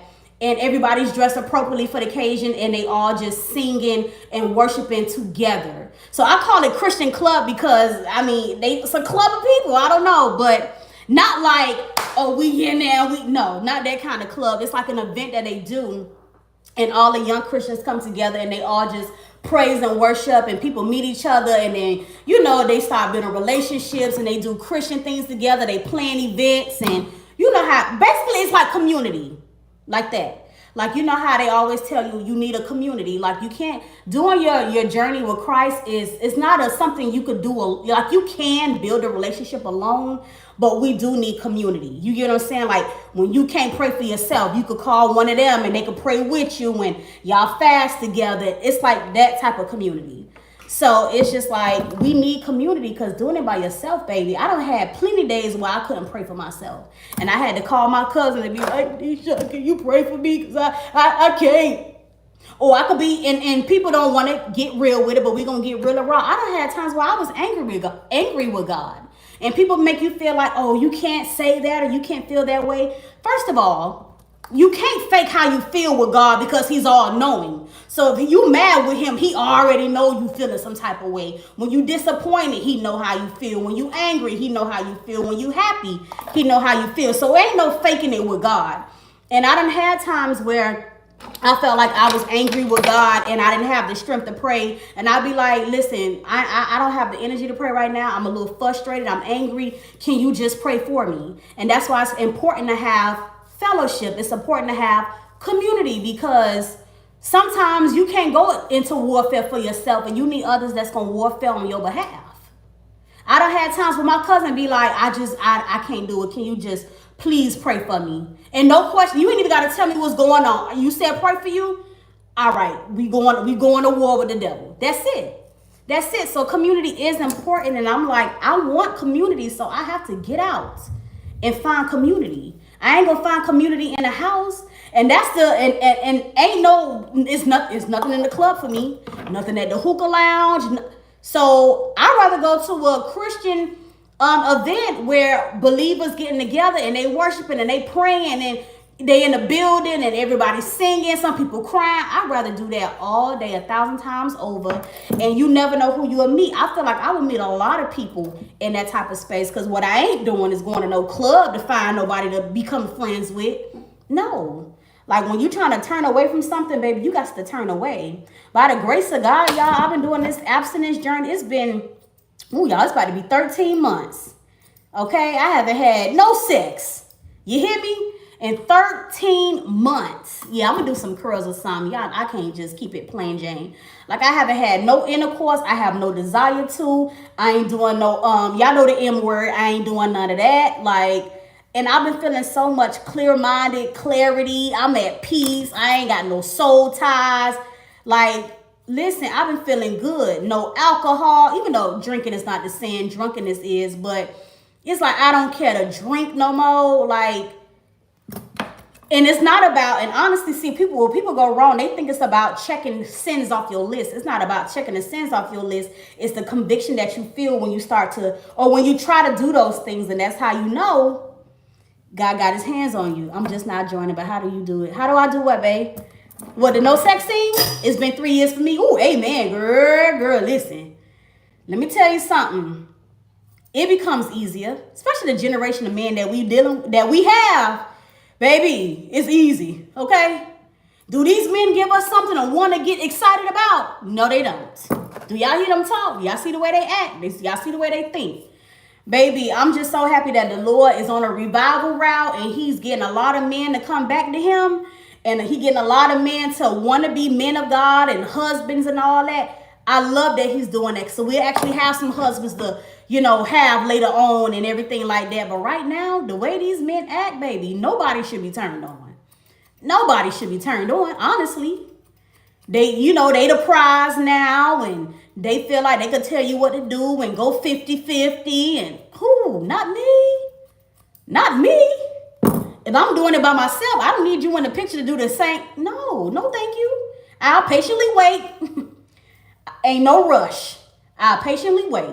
Till it's the right one. I ain't got no more time to waste, baby. I don't waste the time. You hear me? And every woman can relate. We don't waste it. Time that we can't never get back on somebody who God ain't never intended. Come on now. We're just wasting time, baby. So when people ask me, how do you do the no sex thing? Easy. Keep your legs closed and realize that the person you giving it to ain't worth it. Ain't worth it. And I even tell my homeboys, like a lot of, most guys are very like hypersexual. And I even tell my friends, I'll be like, listen, I promise you, if you really sat down with no sex and had a conversation with the person you sleeping with, you will realize y'all really ain't got nothing in common. You don't even like each other. If you remove sex completely off the table, do you even like the person that you're with? Because a lot of people be bonded from sexual intercourse. A lot of people be bonded from trauma. I tell my friends all the time, if you remove sex from the table and you actually spend time with God where he can start to heal you from your pain and your trauma, I promise you, if you go back to the person you was with, you have nothing in common with this person. You're going to realize, I don't even like you for real. Like everything I thought I liked, I don't like. Once you heal, you realize that type that you had is not your type. It's not your type. We really be trauma bonded to people. They're not your type. They're not your type. Like the man that you had to sit there and beg 200 times to buy you some flowers, but just because he got some good D in the bedroom, you still there? And then he make you feel like the basic things a man should do, you asking for too much? Stop giving him some and go heal. I bet you when you come back, everything about that man gonna turn you off. You ain't gonna like him. You was not gonna like him. And but I love him. And it's just been so many years. And listen, baby, them years don't mean nothing. All them years tell you, boy, you been wasting time. That's it. That's all them years mean. You been wasting time. Baby, I always tell women, you got to look at things from a man point of view. Why would if I'm a man and I'm giving you bare minimum, and I ain't gotta work, I ain't gotta pay no bills, and you still let me stay at your house, drive your car, you still let me have intercourse with you, why would I leave? Life is good. As a man, if I'm able to stay with a woman and I have to do little to nothing as a man, and she's still giving me whatever I want, why would I leave? And as women, we have to ask ourselves, why are we allowing this man to sit up in his house, to be to be inside of us, putting kids in us and everything, and he really just taking up space? The last thing you want to hear as a woman that got bills paid, that need bills paid, and you sitting there paying all the bills by yourself, and in this time you ain't got enough for your lights, and your lights go off, and that grown man look at you and say, so what you finna do? Get out immediately, okay? Listen, get out immediately. That would piss me off as a woman that's struggling, and you got a grown man laying next to you, and he look at you and say, so what you about to do? He ain't offer no help. He ain't say, baby, let me make a plan. He ain't even try to pretend he cared to help you. Come on now, we gotta, as women, we gotta do better. You know why men do the things they do? Because we allow it. We allow it. And that's because we allowing it because we have so much trauma that we're trying to bond it to people. Or if you feel like he dealing with another woman, you don't want that woman to feel like she won. Come on now, we got to do better. These men are losers. Losers. They don't have nothing because they don't want nothing. I see women get up and work hard and bust their tail every single day. It don't matter when we tired, when we depressed, when we broke, we still have to get up and make it happen. So why do we allow grown men to sit in our presence that have no desire to, and they not going to because we made them comfortable enough to where they feel like they don't have to? It's not right. We have to love ourselves better. When I look back at my past relationships, I'll be like, bro, I was really a gook. And I'm okay with saying I was a gook. Because now, listen, a man can't even play with me. Do you hear me? A man can't play with me. Yes, it's a lace closure. A man can't play with me right now today. No, ma'am. That's why we have to teach our son to work hard. Me, right now, I'm raising a son. Okay, my son is 8 years old. I'm already teaching him now how to treat women. Men got to work hard, how to provide. These are things that a lot of men don't know because they ain't had nobody teaching them. And another thing for me, y'all, what I had to do to realize I don't want to settle for a man and to heal my traumas, y'all know what I did after 30 years? I repaired a relationship with my father. For 30 years, I had no relationship with my daddy. For 30 years, I had no communication, no affection, no phone numbers, no social media, no nothing with my father. And it's like one day, God just kept putting it on my heart to find my daddy on social media and reach out to him and everything like that. And guess what? When the opportunity presented itself, and when my son's birthday came around, and mind you, my daddy live up here where I'm at. Look how God's so funny. He put me where my father was. Like where my father lives, that's exactly where he instructed me to go. And when it was my son's birthday, I ended up finding my daddy's social media. I ended up reaching out to him, and he answered. And I invited him to my son's party. And that was last year, May. And listen, after that, me and my daddy have been inseparable. Do you understand me? Like we was able to have a two hour conversation on the phone where he apologized for not being present when I told him about the traumas and the things I dealt with and how I wish I had my father there. Listen, I was able to forgive him. Grace. And let me tell you why I gave him grace. One, God give us the grace we don't deserve. Let's start there. So who are we to say, oh, my parent don't deserve grace when God give us more grace than we supposed to even have? That's one. Two, how can we say we don't want to forgive our parents for the pain and the hurt that they caused us, but we expect God to forgive us for all the wrongdoings that we do?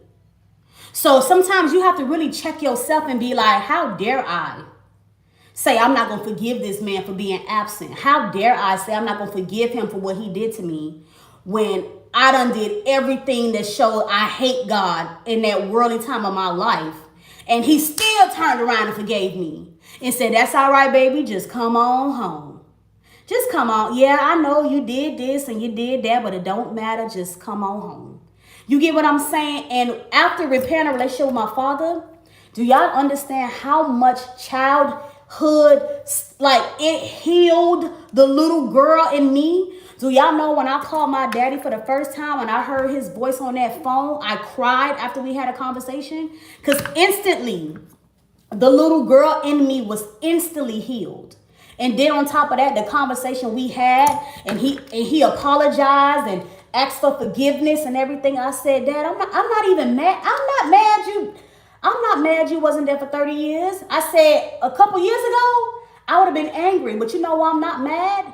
Because guess what? It shaped and molded me to the woman that I am today.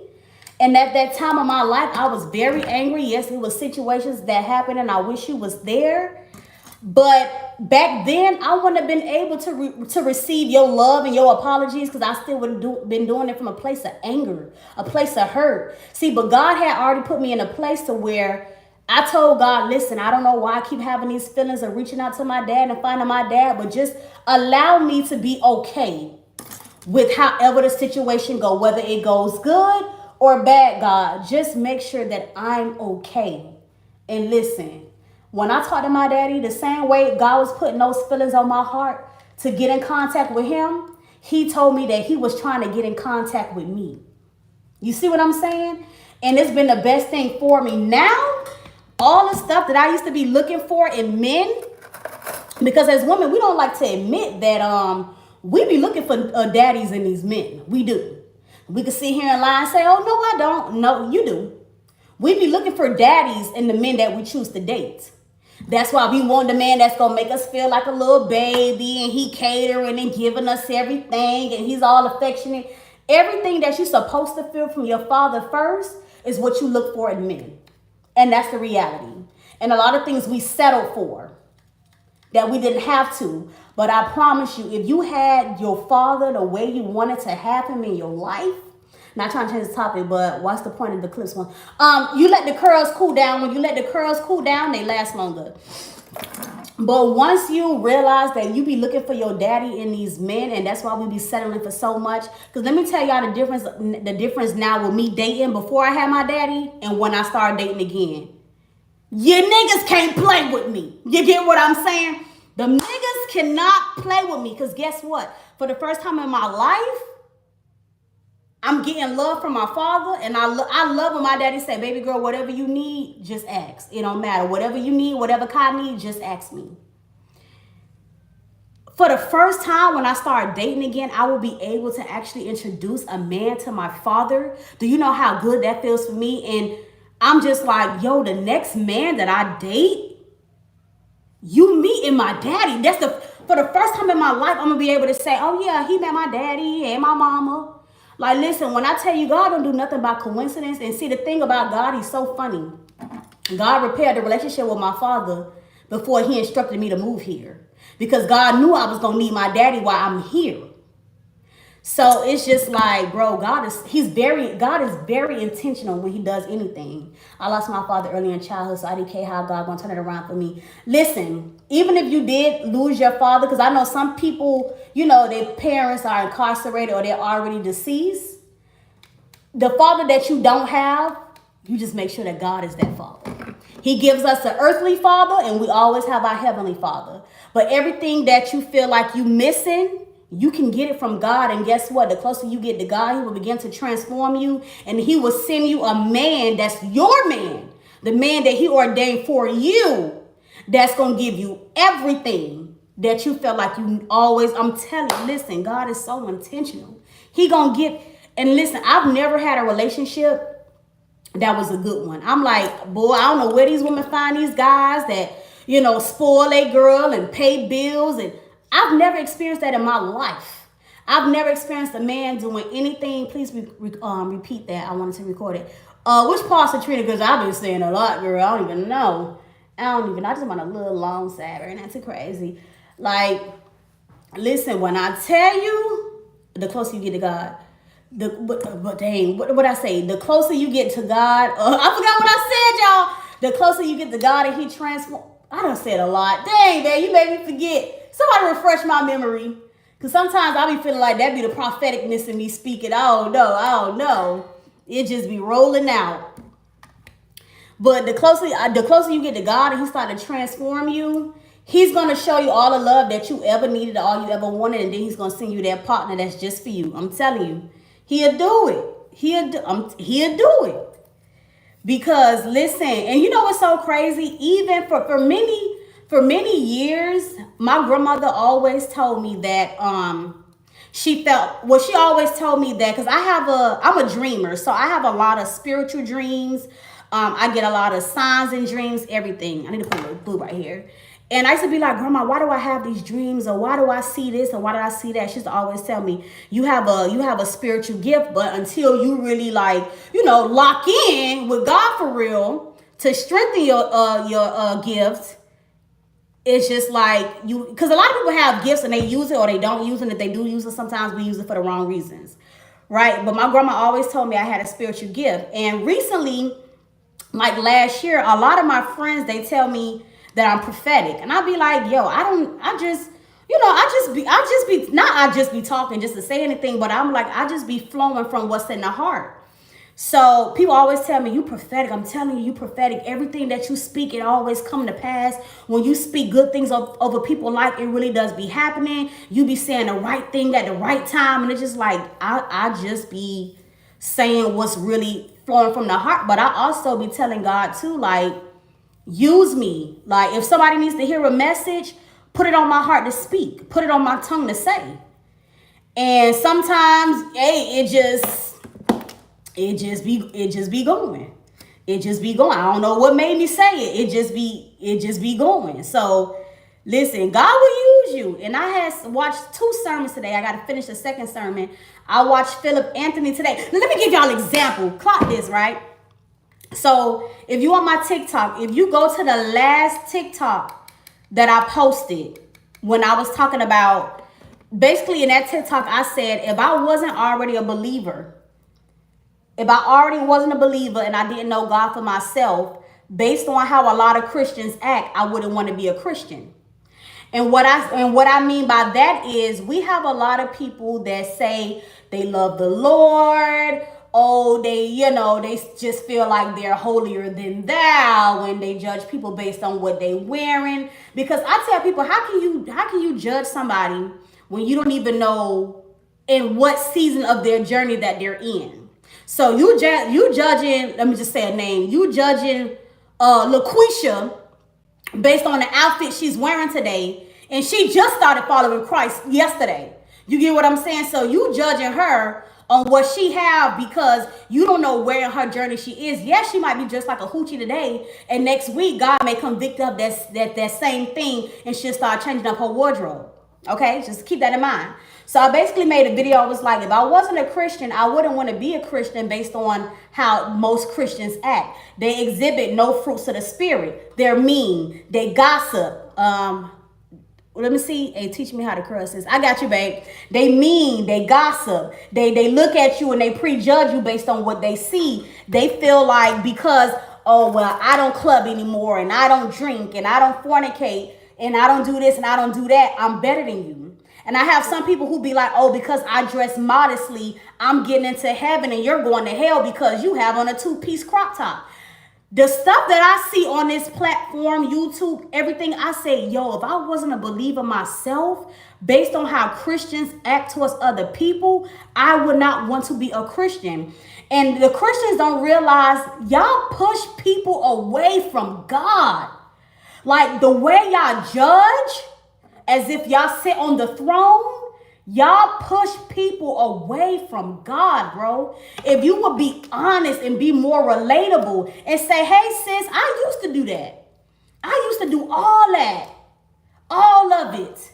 And guess what? The closer I got to God, he started removing those desires from me. From me. And it's a lot of Christians that have, and I don't want to, just assume that everybody know what a Pharisee is or who a Pharisee is, but they was very religious people in the Bible. They used to try to condemn and kill people for not following the laws of God. But when God was in their presence, when Jesus was in the flesh. They didn't even recognize they didn't even believe Jesus was who he said he was. So it's like when you hear a Christian say Pharisee energy, because I do mention that in my video, that's basically religious people who try to condemn people when they be the biggest hypocrites of all time. And then I've also seen, I don't know if y'all seen it on TikTok yet, it was a group of girls, and I'm not, trying to gossip about them or anything. It's just something that didn't sit right in my spirit about the way they was talking and condemning people. It was a group of girls on TikTok. They went to the gym and they had on like full long skirts and long sweaters and everything like that. Like they whole point of their video was that they was dressing modest at the gym. They had on like when I say long skirts, I mean down to the ankle, and they had on like long sleeve jackets and everything like that. So when you want to check the fruits of people, listen to how they talk. And what made me read the comments, the way they responded to people, I was like, oh, this is Pharisee energy. So they was basically trying to tell people, if you go into the gym and tights and a shirt, you're outside the will of God because you're not being modest, and you're gonna go, basically they're like, oh, you're gonna go to hell because you dressing like this and you dressing like that. And I say, yo, what is, and I say, you know what, to make sure I'm not tripping, I said, let me go to my other sister in Christ and send them this and ask them, am I tripping? Or read the way they responded to people, the way they was condemning people who said, so me wearing tights and a long shirt that covers, my behind and everything, that's still me being inappropriate and modest. And the way the girls responded was like, yes, if you don't dress like this, you basically going to hell and you're not in the will of God and you don't know God for real if you ain't dressing like this to go to the gym. And I'm like, yo, these people cannot be serious. And that be that Pharisee energy. I also went on her page and I seen that she made a post that said, if you celebrate Christmas and you celebrate your birthday and you celebrate this, I'm going to heaven and you going to hell. And I was like, I said, we can't be in relationship with the same God. Like, we cannot be trying to get close to the same God, because the God that I serve and the God that I know, first and foremost, all that self-righteousness, oh, I'm holier than thou, I'm better than you because I'm here and I'm there. I said, the people that swear they have this holier than thou relationship with Christ and they so much better because they don't dress like this, and because they don't do that, they getting into heaven and you going to hell. The ones, and the term they love to use, their favorite term, oh, I'm righteously judging you. I can righteously judge, righteously judge. I'm righteously judging you. And I say, yes, the Bible does say to righteously judge, but he also does say, before you try to pull the speck out of your neighbor's eye, make sure you pull the one out of yours first. So with that being said, how dare you condemn somebody else for what you feel they doing? How dare you say somebody is not good enough to get into heaven? But then when I go on your page, your attitude and your response to everybody is nasty. You got videos and you cussing people out. You're condemning people. You're telling people they're not getting into heaven or they're not a Christian the right way. Baby, you is a full-blown 2025 Pharisee.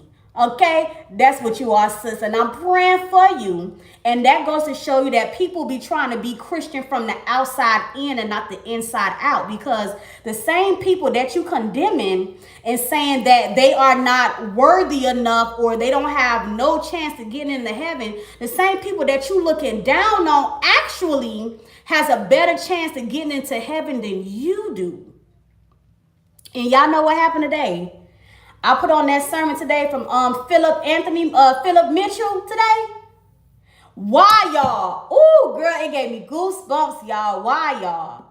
Did this man preach the same exact thing today in his sermon? It was so crazy. I thought he went and watched my video and then preached. When I say everything that I said in that video on my TikTok that I posted 2 days ago, that pastor got up in that pulpit today and he spoke on every single thing I said in that video. And it's so crazy because lately I've been having dreams that God has been putting me in like rooms, and I have like a group of people sitting in front of me and I'm ministering to them. And I'm like, God, is it like, what is my purpose? Because I asked God a lot, what's my purpose? What do I do? How do I be the creation in you? Not the Queen Shay that I know, but the Queen Shay that you designed me to be. Like, what is my purpose in life? Like, because I know it ain't just about doing hair and making people laugh. You get what I'm saying? I'm like, Lord, what is my purpose? And it's like lately he's been telling me my purpose is to talk, to speak to people, to give people reality. Because this once you accept God today, your life is forever better starting tomorrow. That's a lie. When people try to tell you, oh, you give your life to Christ today and then tomorrow you holier than thou, that's a lie. And people don't realize the day you decide to start to walk with Christ, that's when your warfare starts. When you in the world, the devil don't care what you doing. It's when you getting out of it that he like, hold on, wait a minute. What she mean she ain't doing this no more? And what she mean she ain't finna go sleep with them no more? What she mean she... Listen, the day you decide to say, all right, God, I'm tired of being lukewarm. This is it. Show me who I am in you. That's when the devil and his demons, like, they got to start planning and strategize, because they like, oh no, we about to lose her. When they say hell lost another one and the angels rejoice, that's you. That's me. I'm telling you. And it's like when that man got up in that pulpit today and he preached that sermon, and that man said every single thing I said in my video when I made it 2 days ago. I said, Lord, if that wasn't your confirmation on telling me to keep speaking, keep talking. And even when I called my cousin and she said she had watched the 10 a.m. service and she heard him preach everything, she said, bro, when I watched it, all I thought about was you, because you just said everything he said. And I'm like, yep, God, that was your confirmation right there. I know what I'm supposed to do. I'm supposed to speak. And then y'all know what makes it more funny? When I was on the phone with Zoe yesterday, because yesterday was Zoe's birthday, and me and her was talking while she was getting her hair done. She said, you know what you should start doing, friend? She said, you need to talk more. She said, you need to talk more. She said, you have a way that when you talk, you draw people in. And she said, every time you talk, it's never no foolishness. It's always wisdom, or it's always about Christ, or it's just about real life, guidance or testimony in general. She was like, you need to start talking more. You need to speak to people more. Like, you need to record yourself saying certain things that come from your heart, and you need to start posting that. And I said, Zoe, that's so crazy, because the dream I just had yesterday, I had a dream that I was ministering. But in my dream that I had yesterday, I was ministering to a group of guys. And some of the guys in my dream was rappers.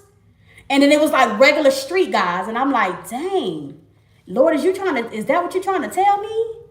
To talk? Because the way the other Christians act, that's not so holy as they think. They can't even get somebody to come to Christ because the way they act. All of those Pharisee spirit Christians and all those judgmental Christians and all those self-righteous Christians, they turn more people away from God than they can bring them in. And that's a problem. And they don't want to do that change.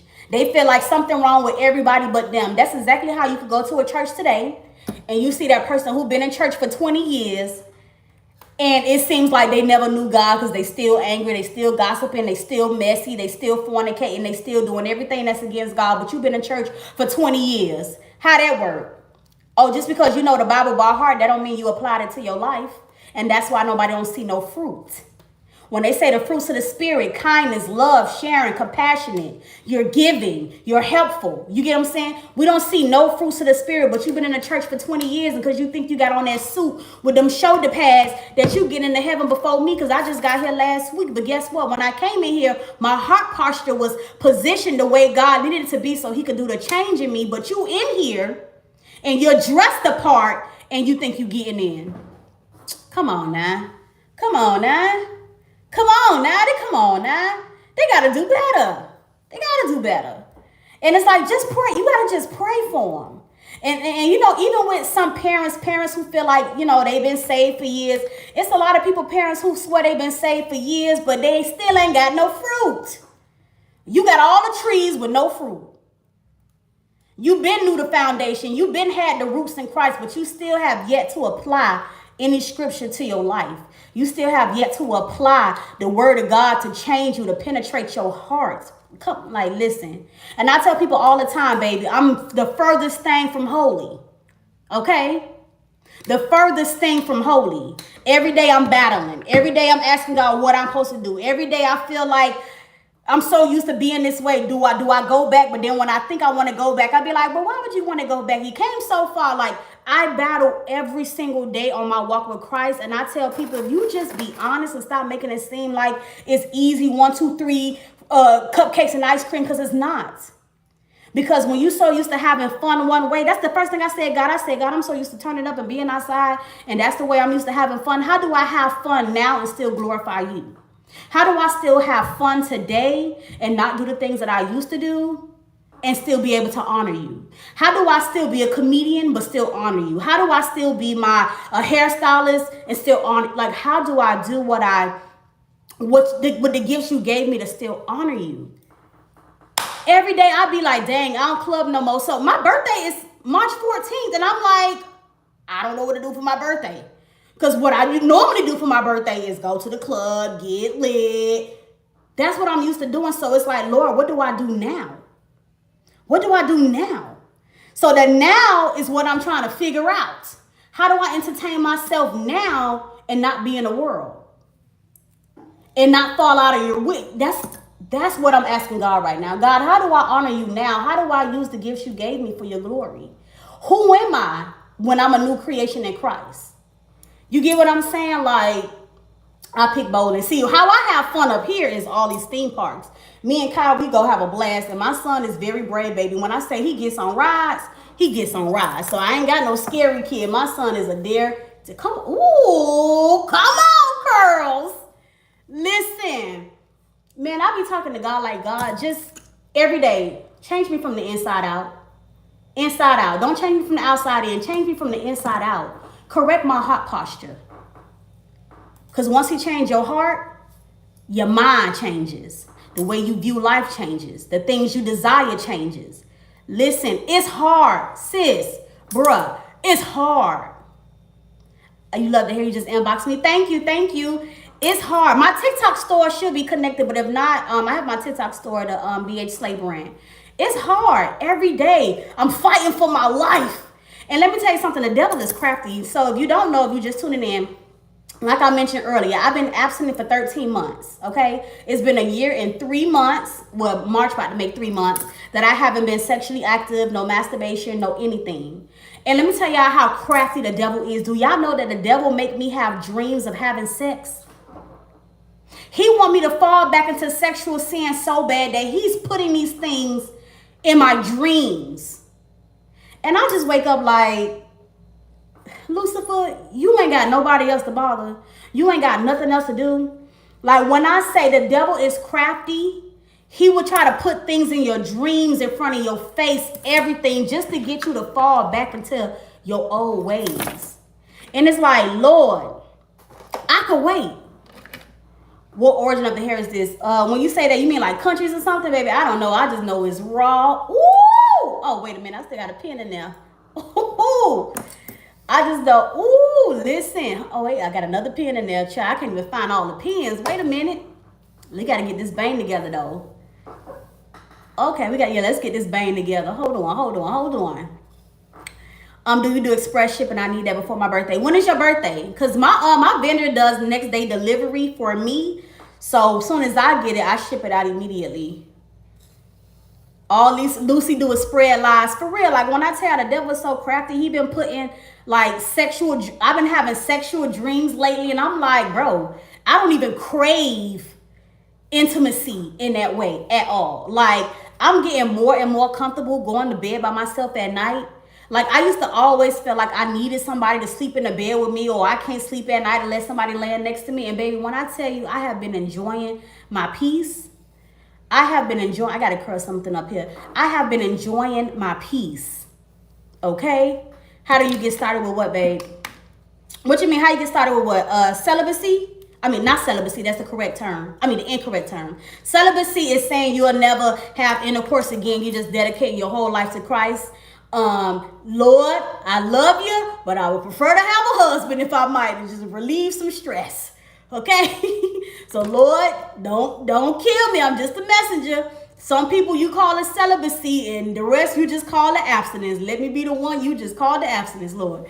But let me tell y'all how I started my journey to abstinence. First and foremost, I threw away all sex toys. That was the first and foremost. And when I say I was a freaky little girl, y'all, I had it all. Tracy's dogs, the roses, everything but plugs, anal beads. Listen, it got wild, okay, back in my day. I had it all. And one day, I was just like, you need to throw all this stuff away. Like, throw it all away. So what I ended up doing was just rounding up all my toys. And Tracy made good stuff. Listen, okay? And I was like, Lord, I got to throw this stuff away. So I started by throwing away all of my sex toys. Now, the second step to abstinence is cut the men off, okay? Cut them off. They don't want nothing.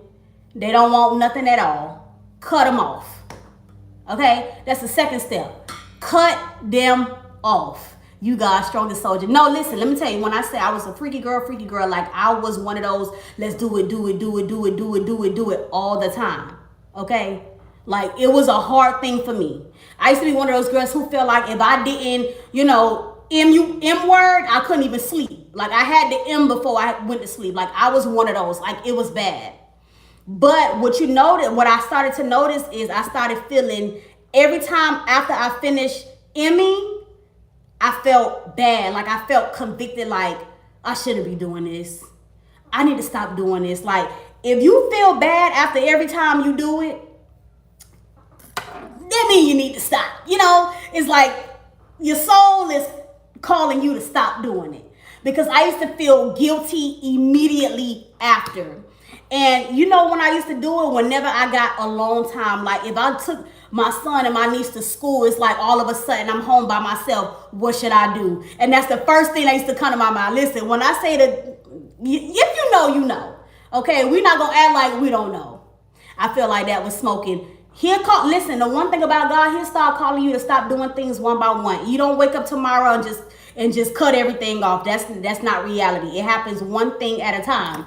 And then it's like once I started feeling guilty and I threw away them toys, I was like, all right, next step, cut that man off.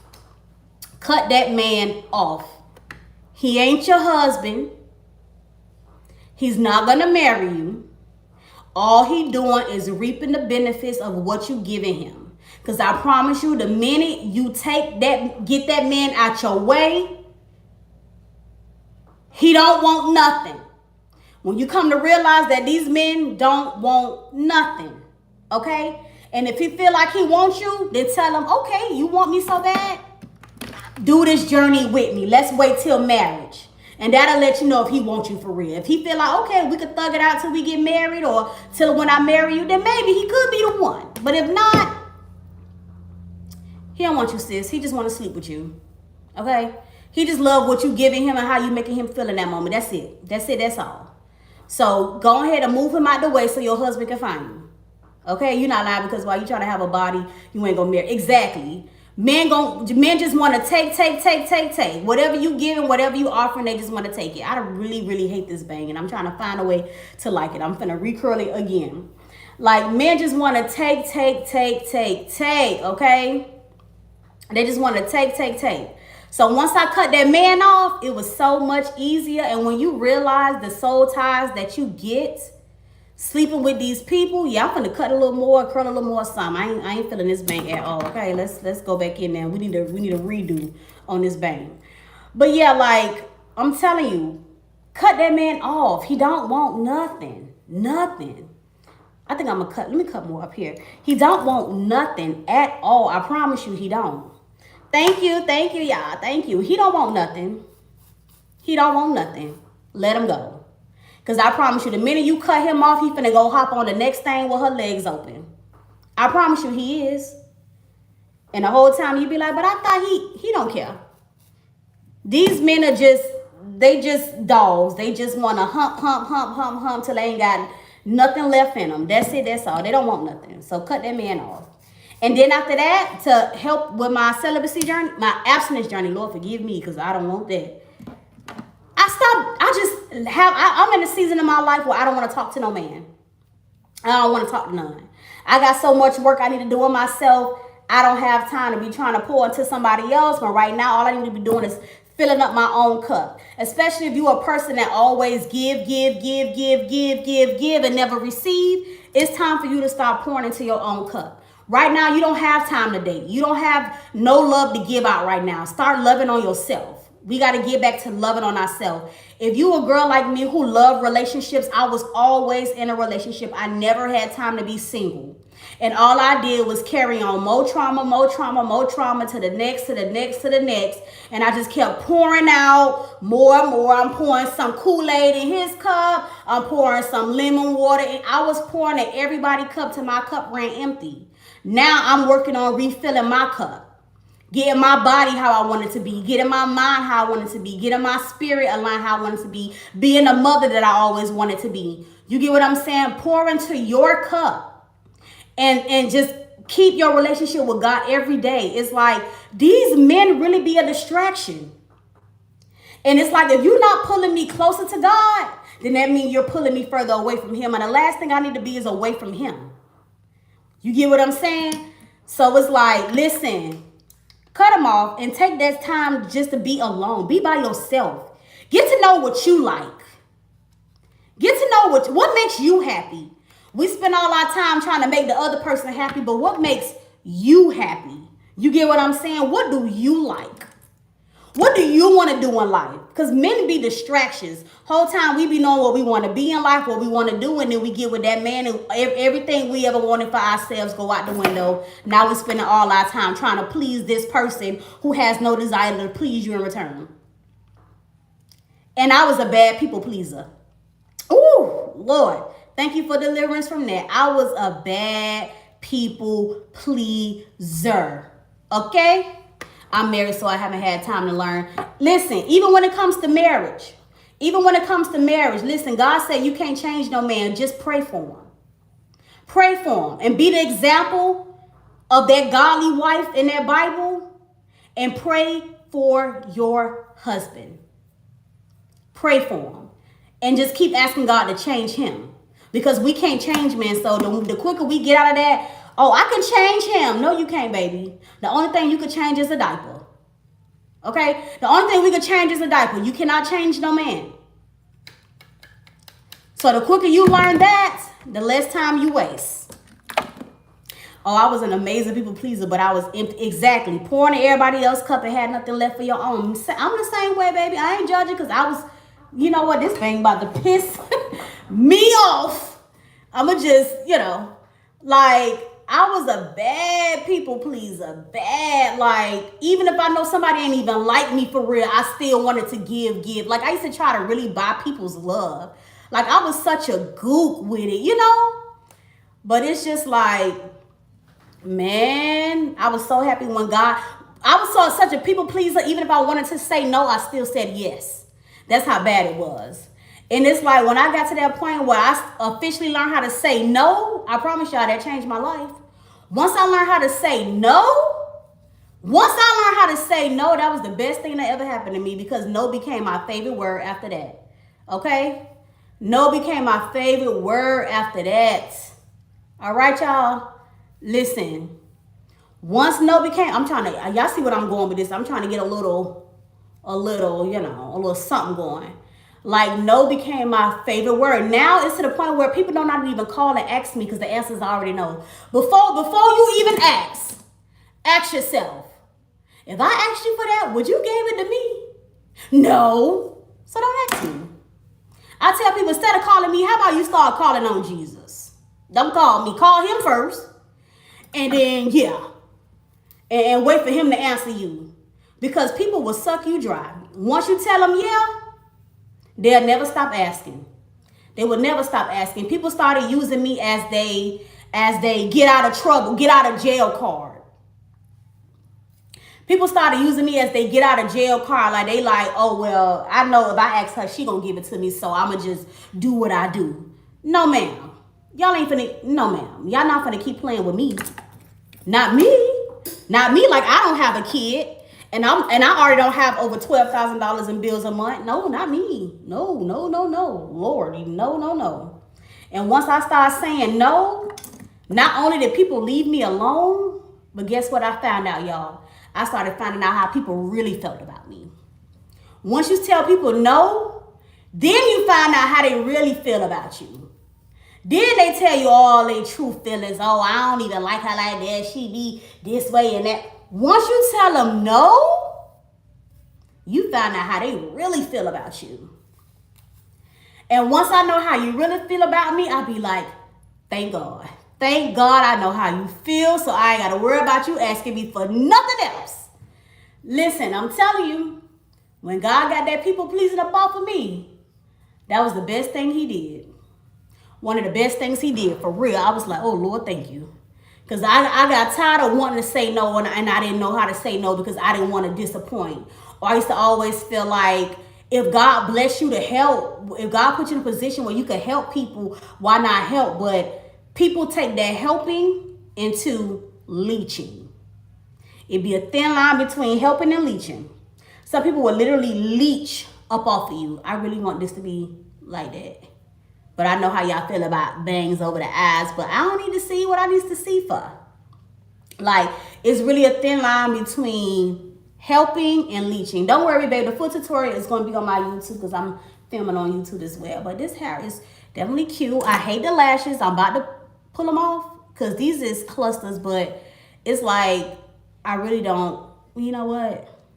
That's all right. Y'all ain't even got an answer. I'm going to just pull them off real quick. Now I can really do my bang how I need to. Yeah. There we go. So, yeah. I got tired of them, you know, for real. This is my first time, like, doing clusters in a long time. Like, I really, really don't want none. And I just need, for my pictures to be all, you know.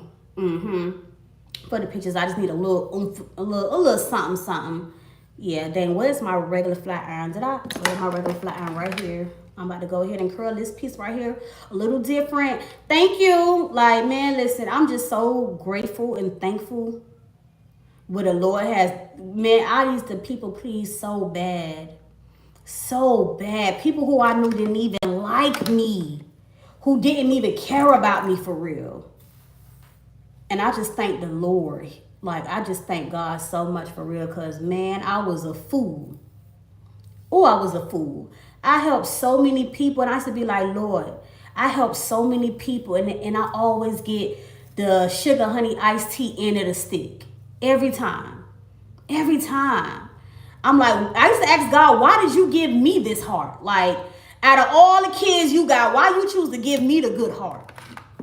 But I know why he gave it to me. I know why. And the last thing I wanted to do was allow other people to turn me bitter. I didn't want other people to turn me bitter because it's like, you gave me the heart that you gave me for a reason. So I'm not going to question it. Because I know in the end it will show. And it's going to be here I want my heart to be intact for the right people. The people it's supposed to be intact for. You get what I'm saying? So it's just like, I'm so thankful. I'm thankful. The Lord is good. And he's still working on me. And I still got some things I need to, you get what I'm saying? But I'm so thankful that the Lord ain't give up on me yet. He ain't give up on me just yet. And I even pray, I be like, Lord, I'm praying for more grace and more time. Because at the end of the day, we realize that we don't know when it's going to be our last day.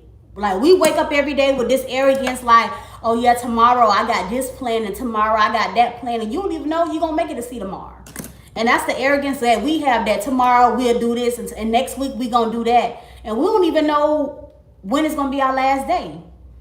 And that'd be a big thing for a lot of people in our generation. They always feel like, well, I'll get right with God later. Or I get right with God when I'm in my 30s. I'm going to get right with God when I'm in my 40s. And that's such an arrogant thing to say because you don't even know if you're going to live to see 40. You don't even know if you're going to live to see tomorrow. So why you think that you got so much time, and then on top of that, we don't even know when God is coming back? And the last thing that I want to be doing is the wrong thing when God shows up at the right time. Imagine, or he rapture, and you in the middle of sin when he come. I don't want that to be me. My hair is cute. But y'all see how like once I remove the lash, it kind of like chill better? Yeah. And this is my raw hair bonus, and we just reused it. The last thing I want to be is doing the wrong thing when God come crack that sky open. Imagine you laid up on top of that man getting it in, and God decided to come down in the middle of you doing that. What you gonna say? Oh Lord, I didn't know. Every day we never know.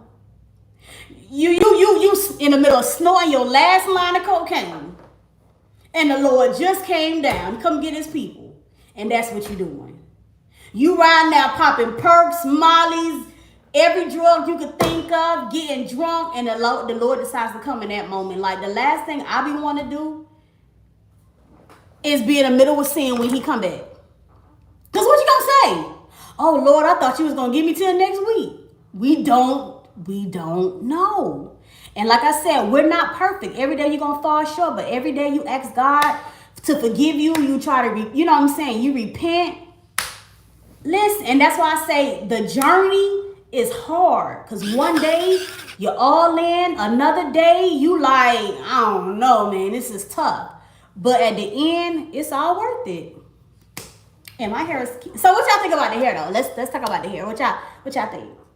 We did no baby hair. I feel so classy and so grown, woman. We did no baby hairs, curls, layers. Y'all can see me being a first lady.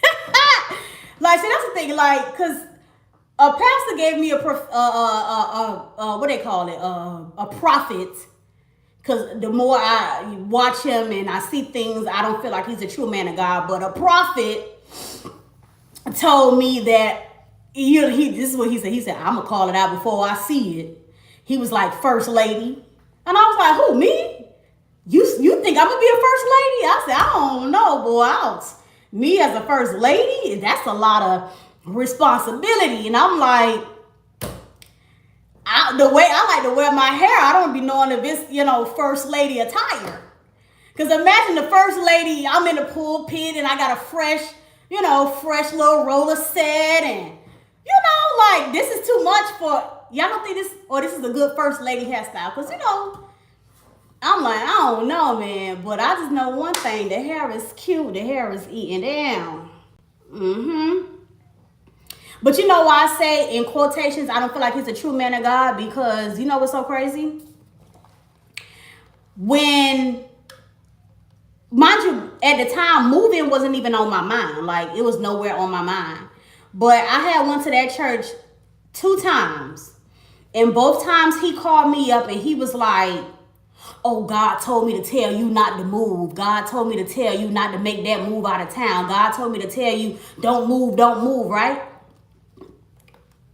And I was like, when I went into prayer that time, when I had reached my rock bottom emotionally and mentally and financially and everything, and I kept saying, God, if you say this is a true man of God, why he keep telling me that you said not to move, don't make that move out of town, don't make no move out of town? Honestly, babe, I don't even remember, but I really feel like it was like an 18-inch for the length. But I'm like, this is a true man of God. Why he keep telling me that you said not to move? But then when I go to my secret place and I cry out to you and I fall on my knees, you telling me to move. So even when I was in the process of moving, what the pastor had told me in the back of my mind was still replaying when he was like, don't move out of town, don't move out of town, don't move out of town. And that's why it's so important. Every prophetic message that you get from someone, you always take it back to God, because spirits can use anybody to try to take you off course. Because I'm like, why would the pastor, if he say he's the true man of God and God is using him to tell us these things, why he keep telling me not to move out of town? But when I'm in my secret place and I'm crying out to God himself, he's telling me to move. And when I first made that decision, I even talked to my cousin about it. I was like, Nisha, you sure I'm doing the right thing? Because all I keep thinking about is what the pastor said. He said, don't move, don't move, don't move. She said, you talked to God about it, right? He made everything align for you. He gave you the money you needed. He gave you the place you asked for. He gave you everything. Why would you listen to the prophet over you listen to God? I said, you know what? Thank you for correcting me. That's all you had to say.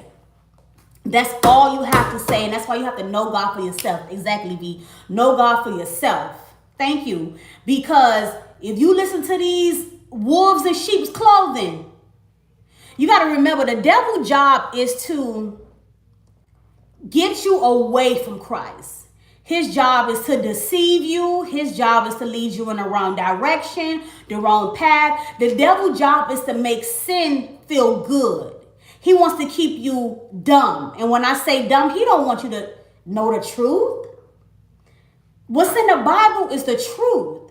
And a lot of people, including myself, we don't like to read. We just want to go by what pastor said it's in the Bible. So we know that's the pastor, so it's in there. Half of the stuff, like the sermon that I have now, I could listen to a preacher preach and I'll be like, I don't think that's what it said. Or that message don't sound too right. And I could go and read it for myself and be like, I knew because I read that already. I know that story. That ain't how that went. You have to read the Bible for your understanding. And I don't even want to say your own understanding. You ask God to give you the wisdom to understand what you're reading. Because a lot of times I can read the Bible and depending on what phase I am in my life, I get one revelation from it. And then I could be in another season of my life, and when I go back and reread that same story, it hits me totally different. So it's like everything in that book is the truth, but we're so accustomed to lies. And I tell people all the time, why is it so easy for us to listen to a lie and a rumor before it is for us to believe the truth? Why is that? We're so accustomed to lies because lies sound good and lies feel good and lies is the tea. But when we hear truth, we say, that's the white man's God. That's the white man's religion. Without even knowing, if you read the word for yourself, you should know that God is not even white. Do you understand white supremacists and racists and demonic people try to whitewash the word? They created their own false image of God so we could feel like we worshiping and praising a white man. But real Christians, even white people that actually follow God and know his word, they'll tell you themselves, God ain't white. Jesus ain't white. Who said that? We read the description and we know he's not white. And then I hear a lot of people say, well, why does it matter if I hear, white people say, well, why does it matter if he's white or not? Why does he matter if he's black? So y'all don't want to praise the black Jesus, but y'all want us to praise the white one. Like, make it make sense. But that's why you go and you read the word for yourself, and you ask God to give you the understanding. And if it's hard for you to read the book, get the Bible app. They have a reading the Bible in a year challenge. And every day it gives you a certain amount of scriptures. You could read it yourself, or you could press play and let them read it and you follow along. Like, I'm telling you, that includes your hair and your clothes. What you mean, babe, for hair and clothes? So it's like, the more I read for myself, the more I learn and I ask God to understand. And then it's like things that I'm feeling, I'm thinking, things that be placed on my heart, I speak it, and then God gives me the confirmation. He gives me the confirmation. And there's no better feeling when you know that God is hearing your prayers. Because a lot of times we pray and we feel like, man, God ain't listening, man. He don't hear me. Like, I think he forgot about me, or he maybe I'm too sinful for him to listen. But I promise you, in due time, it comes to pass. Like, I'm seeing things that I prayed for so long ago that's happening now. And I'm like, dang, these is the prayers from back then. I'm seeing it now. Exactly. Being a Christian is every day. That's why I said, no day will you have it down packed. No day will you get it perfect. You're still going to have days when you get angry. You're still going to have days where you might slip up and somebody might trigger you. You still going to have people that's going to push your buttons. You still going to have people that's going to challenge your faith. You still going to fall back into some sins. Every day it's a challenge, but every day you wake up and you say, you know what? Every day that God gives me another day to breathe, That's another day, another opportunity to try to do better today. All right, yesterday I cussed somebody out, but today, Lord, I don't care how irritated they try to get me. I'm going to turn the other cheek. I ain't even going to entertain it. I'm not going to get mad. I ain't going to cuss them out.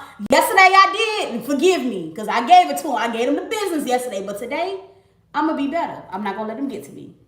Today, you probably, yesterday you probably played with yourself. But today, when you get that urge, you be like, you know what, Lord? I'm going to fight the urge, not today. Every day that God gives you an opportunity to wake up is another opportunity. Is another opportunity. Every day I'll be like, Lord, please just, like I say, ask him to change you inside out. Inside out. Make his desires your desires. And that's all it takes, y'all. You ain't never gonna get it down perfect, but the closer you draw near, the more he will change you. About showing up at church services, true believers don't care as long as you come as you are. Exactly. And before I go, let me speak on this come as you are.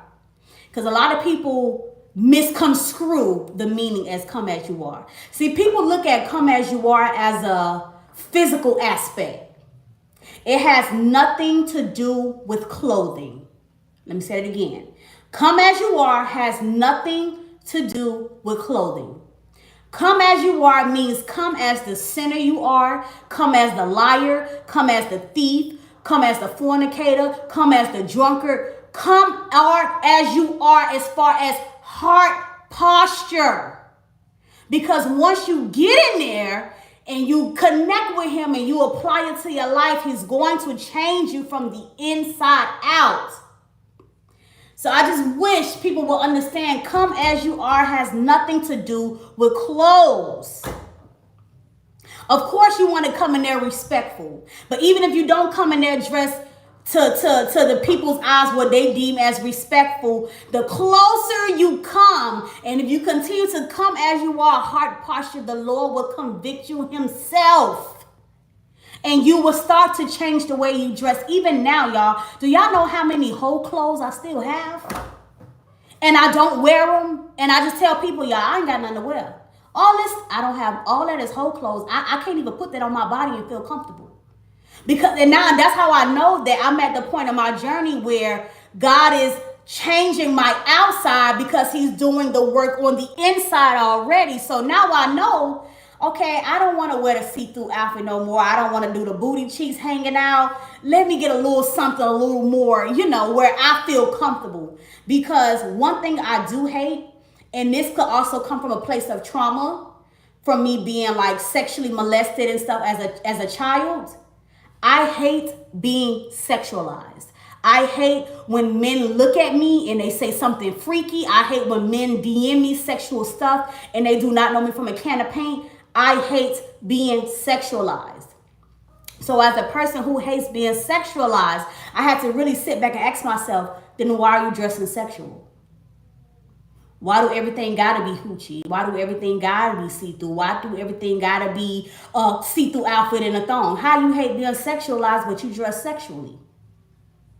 And it's like when I got to that point, and I got to the point where the closer I'm trying to draw near to God, it's like, you know what? That don't make sense.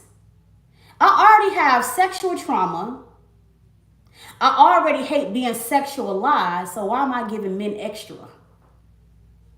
So that's something I had to realize in myself, but I would have never realized it if I didn't intentionally get closer to God. Because if you ask me, if you get on social media, every girl got the butt out, the tits out, the see-through, the thong piece. It's like you can't even go to a boutique these days and find anything with clothing fully covered. You can't. So it's like everybody's catered to this. What's the proper term to say this? You know what I'm trying to say. Like everybody's catering to this overly sexual look in their boutique. So even if you go inside a boutique, you can't really find nothing to cover up in. So that's why I'm a Shein girly, baby. I love Shein down, love Fashion Nova, because they got something that'll cover you up. Okay, so that's the phase that I'm trying to get in. It's like even with trying to dress more covered, even with me trying to dress more covered, I have to go to people pages who dress covered, because I'm like, Lord, okay, you done called me to cover up. So if I'm going to cover up now, let me do it fashionably. And I see people who could dress down and be fully covered. So now I got to go follow people who going to wear the nice little blazer pants and a nice little top. And they going to have like high fashion clothing where they look good to the T, but they fully dressed up.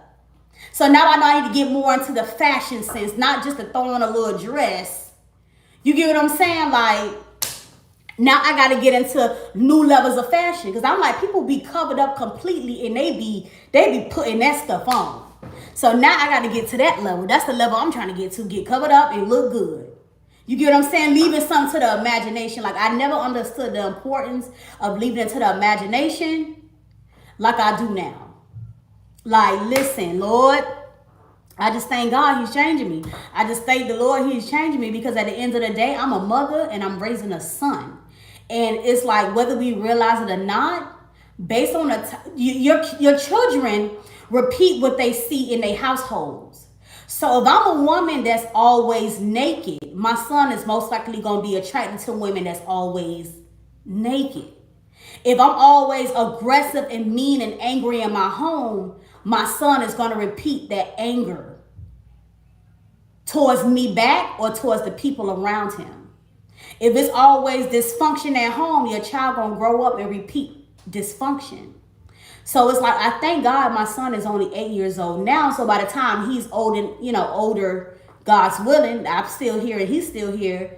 It's like, I want him to be like, I ain't gonna lie, my mama is one of them ones. Like, because your kids see a transformation too. Like, when you become that first time mom, your first child really see all the stages of you in life. That's the one who really see how you used to be, how you becoming to be, and then what you become as your. Now they see every stage. They see you when you was drinking. They see you when you're sober. They see you when you dress half naked. They see your first child literally grows up with you.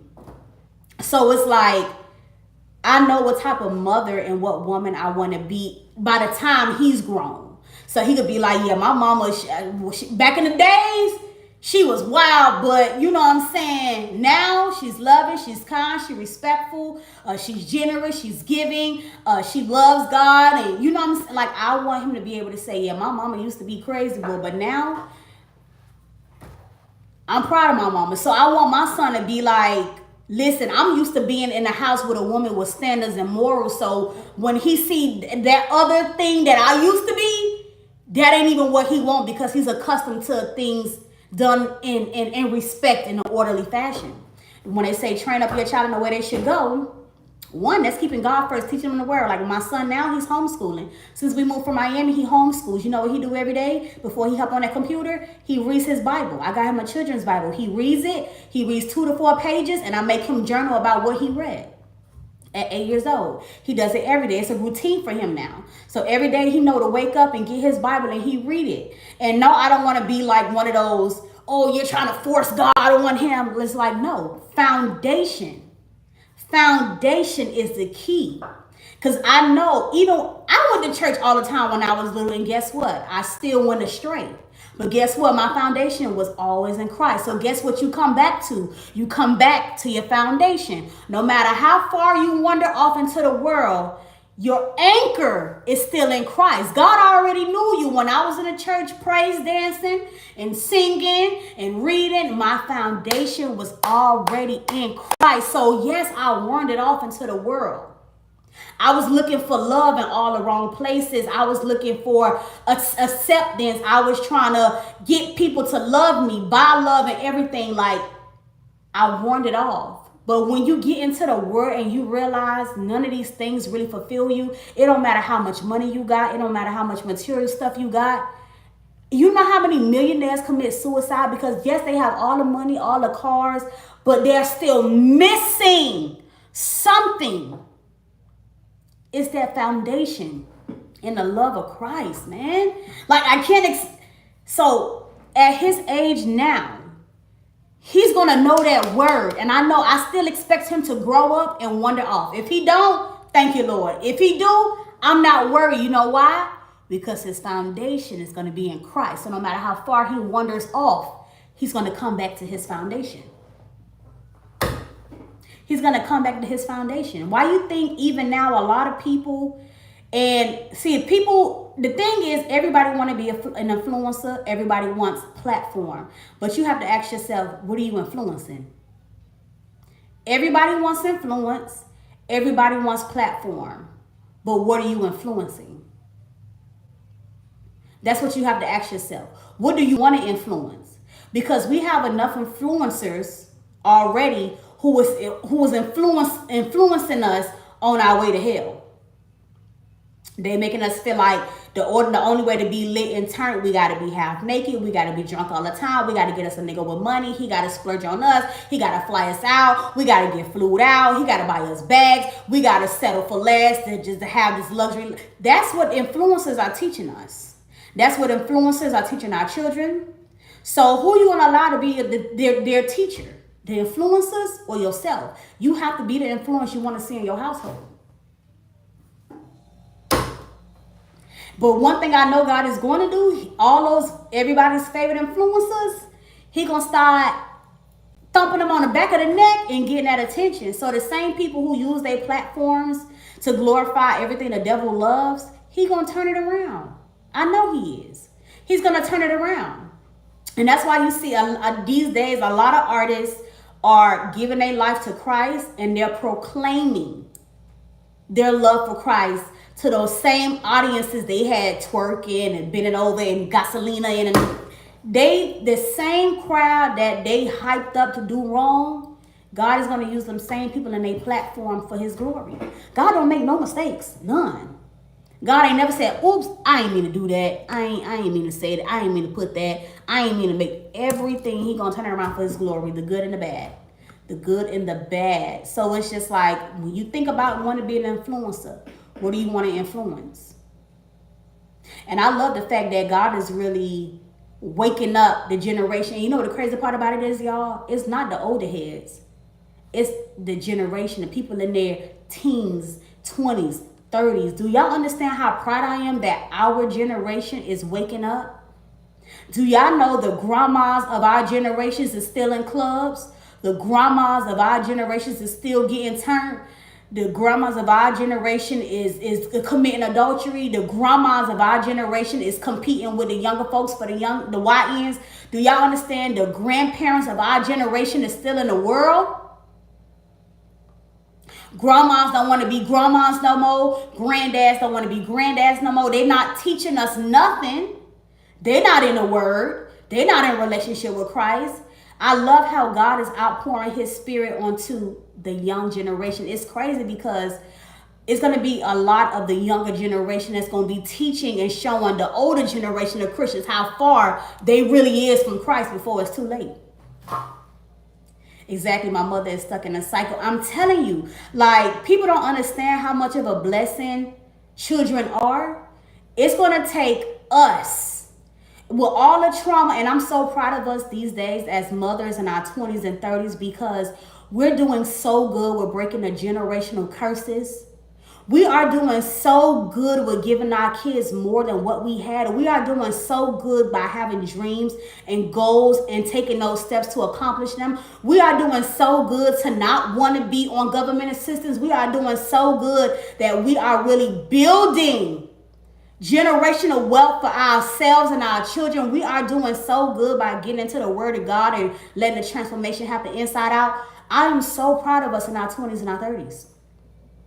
Even the ones, I have clients that's already 19 and 20 and they already they trying to get out the world. And they just got in it.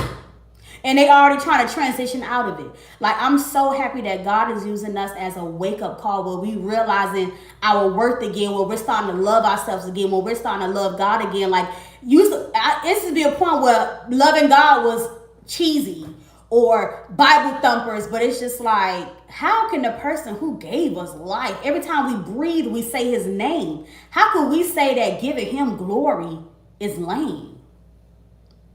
Talking about him is lame. But we'll praise the devil in every rap song, lyric that talk about prostitution and killing it. But we'll glorify the devil all day, but that's not lame. But that's the devil's job, to deceive. He makes you think that sin is cool and righteousness is not. So it's like, I'm so proud of us. If nobody told y'all they proud, I'm proud of us as a generation, especially as women. We getting our respect back. We getting our love back. We starting to take care of ourselves again. We're starting to heal again. We starting to do what makes us happy according to God's will. Like, we're focusing on us again. We done poured into everybody else. And God is going to use us as the children to save our families. Do you understand? Like, I know this walk with Christ is bigger than me. I have a whole generation to save. I have to get right with God where he need me to be, because I have some warfare that I got to go through. I have some prayers. I have some curses I got to pray and break in my bloodline of my family. I see my family and everybody just so much in dysfunction. It's like, Lord, let me get to where I got to be so I can start laying hands and praying and oiling. And I need people to see the transformation in me, because don't nobody know you like your family do. They know how you used to be. They know you at your worst moments. They knew you at your most Jezebel moments. They knew you in your Delilah moments. They knew you in almost every worst or good area of your life. So if God could see, if your family could see what God is doing in you, you don't think that's going to spark something in them? Now, when they get on that path and they want to start following Christ and they want to turn away from their wicked ways, they're gonna come to you. Like, hey, cuz I know you've been on your walk with Christ, and I'm getting that feeling where God is tugging on my heart, and I don't want to be the same no more. I want to be different. I want to live right. Where do I start? Then they'll be coming to you for their advice. Where to read. And I tell everybody, if you want to get to know God, get to know Jesus, start by reading the book of Matthew. Don't start at Genesis. Don't start at Revelation. Start right in the middle. Go to Matthew. Go to Matthew. Your hair came out so cute. Thank you, babe. Go to Matthew. Go to Matthew. Go to Matthew. Because let me tell you something. When I seen and I read about and watched the TV show The Chosen, that's basically the whole story of Jesus and all the miracles he performed. Listen, y'all, that show had me in tears, okay? When I tell you, when you see the miracles that Jesus performs, it really makes you be like, dang, God is so good. God is so good. And people don't realize Jesus is just God in the flesh. You get what I'm saying? Like, God is so good. My favorite miracle is when he heals, and I don't want to assume everybody's familiar with the story, but it was a lady who had an issue of blood for 12 years. They kept saying she was unclean, she wasn't well, she couldn't be around her family, she couldn't be around friends. She had to basically be isolated because she had this issue of blood where all she do was bleed, bleed, bleed. And at those times they say, you're unclean, you're unclean, you're unclean. And she said she spent all her money going to different doctors and nobody can heal her. And even at the time where Jesus is in the city and she was just like, listen, I heard what y'all said. I know y'all said I can't, be around nobody. I can't be around him. But when that lady said, if I could just touch the hem of his garment, just listen, it gave me goosebumps. She said, her faith was so strong. She like, listen, I done tried the doctors. I done tried the people. Sometimes in life, we try everything but Jesus. And that was in a word in itself. So she tried everything, but she never tried Jesus. And a lot of times in life, we try everything. We try to take this plan, this route, this way, that way. We try every way but Jesus. The way, the truth, and the light. Like, we try every other way, but we want to try everything, but we won't try Jesus. And that lady said, if I could just touch with that little bit of faith, that mustard, she said, if I could just touch the hem of his garden. And when you watch it on the TV show, The Chosen, they have her fighting through the crowd. Fighting through the crowd. That lady got on her knees, fell, and she just touched the back of his little skirt. She just touched a little piece. And immediately, just the hem. Immediately, and I encourage all y'all to watch the show, The Chosen, because oh my God, it made me bawl in tears. And immediately on that TV show, the minute she touched that garment, Jesus stopped and he said, who touched me? Now, mind you, Jesus in the crowd where everybody's pulling on him, touching on him. Everybody want a miracle. But in the midst of that crowd, he said, who touched me? And I forgot which disciple it was, but he was like Jesus, everybody's touching you. How can we say who's touching you? He was like, no, someone touched me and I felt the power leave from my body. And when he turned around, that lady was on the ground. Like, she was just so sad, because instantly when she touched the hem of that garment, she instantly was healed. Instantly was healed. And when Jesus turned around and he saw her and she admitted, like, it was me, I touched you. And he called her daughter and she was like, I don't have any family. He said, listen, your faith has made you well. Your faith has made you well. Instantly. And when they say God is a sudden God, when they say suddenly, that was a moment right there. And suddenly, he said, your faith has made you well. And that lady got up with her skirt. She went to her corner. She went to moving all her little wraps that she had to stop her bleeding. And when she removed it and she saw no more blood, listen. Woo! Read the book of Matthew, y'all. I'm telling y'all, he helped the blind see. Another one that touched my heart is when it was this man in the Bible. I don't want to lie. I don't remember his name. But he was sitting at that little pool. He couldn't walk. And he had a brother. His brother ended up leaving him. He couldn't walk. And he was sitting at that pool. And it was supposed to be this type of pool where when it bubbles up, you go inside there and you get cleansed or you get healed. You know, just some BS philosophy they thought was going to work. And every time that pool bubbled up, because he was paralyzed, he could never make it to the water when it bubbled up. He could never make it to the water when it bubbled up. Year after year after year after year after year, every time that water bubbled up, he never made it inside the water till Jesus showed up. And Jesus, you see, the thing about God, he already know. Ain't no lying to the Lord. He knows, all knowing, all seeing, all knowing. So Jesus already knew. And when he asked that man, the most powerful words, do you want to be healed? Lord Jesus, do you want to be healed? All it takes, this is another revelation. All God is waiting for is your yes. Am I a prophet? Maybe. All God is asking you for, all God be waiting on is that yes. When he asked that man, do you want to be healed? All it took was that he's get up, pick up your bed, and walk.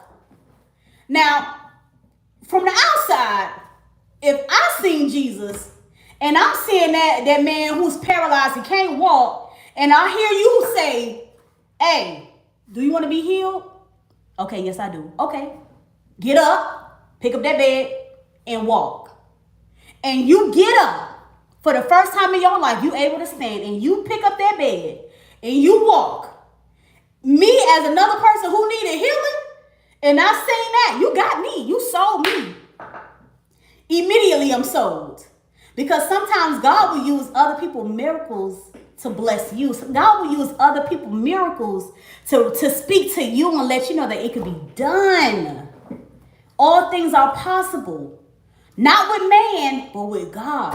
Yo, when I tell you, if y'all just get to read about God for yourself, read about Jesus for yourself, I promise you, the miracles he would do in your life.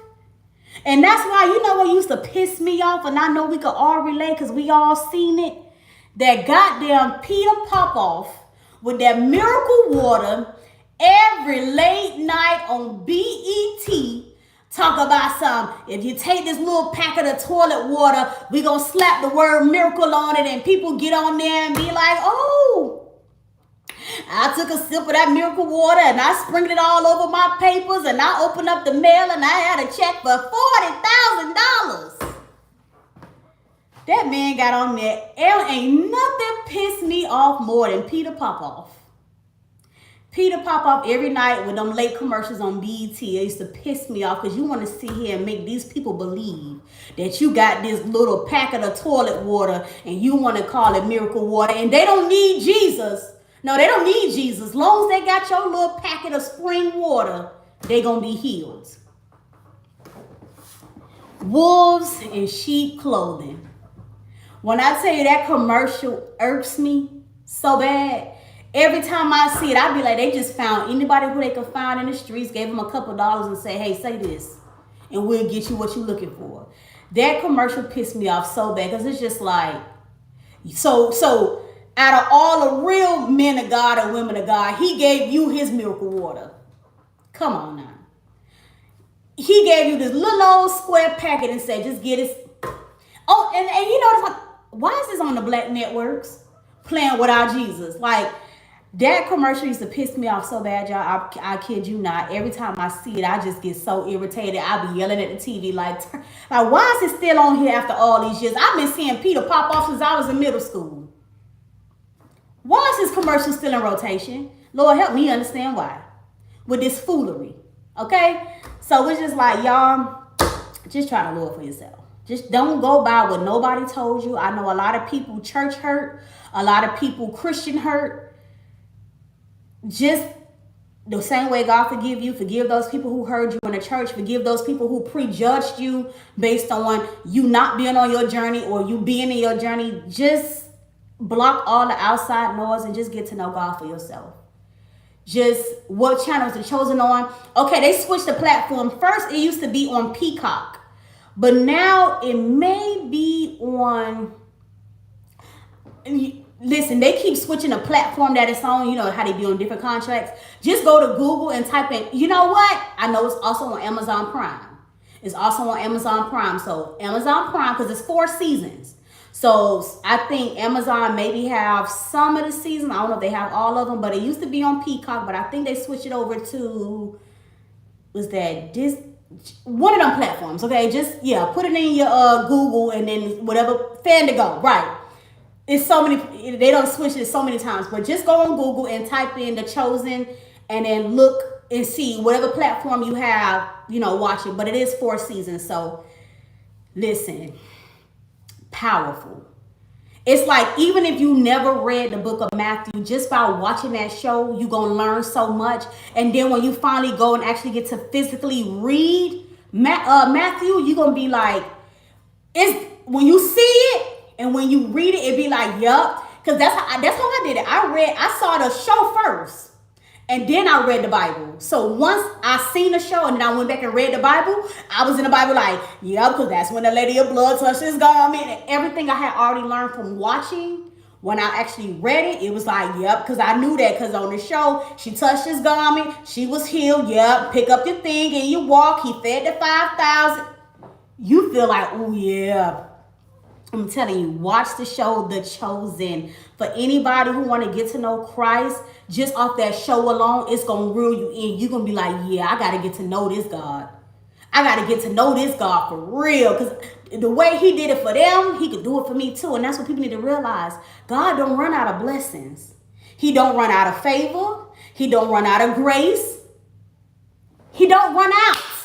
So it's literally enough for everybody to get some plus overflow. He don't run out.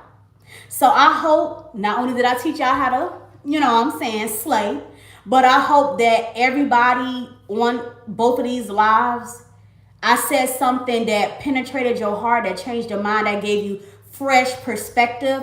I hope that you just get to know God for yourself. And another thing I want to say, y'all, I know we love our zodiac signs, but it's not of God. It's not. Excuse me. It's not. For 29 years, I was claiming Pisces. Listen, you see it? For 29 years, I was claiming Pisces. At the age of 28, I started watching tarots on YouTube. And one day, it hit me like, am I supposed to, is this stuff like, let me go read about it in the Bible. I went and I read it and I found out these things was not of God. And even with me knowing it wasn't of God, I still kept speaking Pisces over myself. I still kept watching the tarot videos.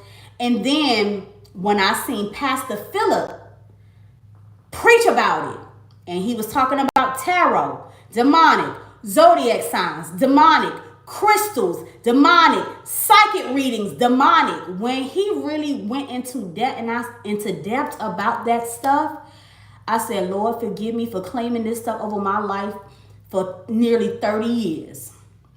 And from this day forward, I no longer claim anything of the zodiac, no horoscopes, no nothing. I know it's going to be so hard, y'all, because we've been wired to believe this stuff for so many years that based on the day we was born, you're going to have this personality, this going to be your good, these going to be your flaws. We have been wired, but the devil's job is to deceive, to lead us astray.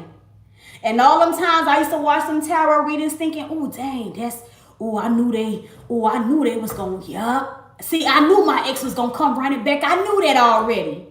And you think it's God talking to you the whole time. If you think your demon's not familiar with what happens in your life, you got to be mistaken.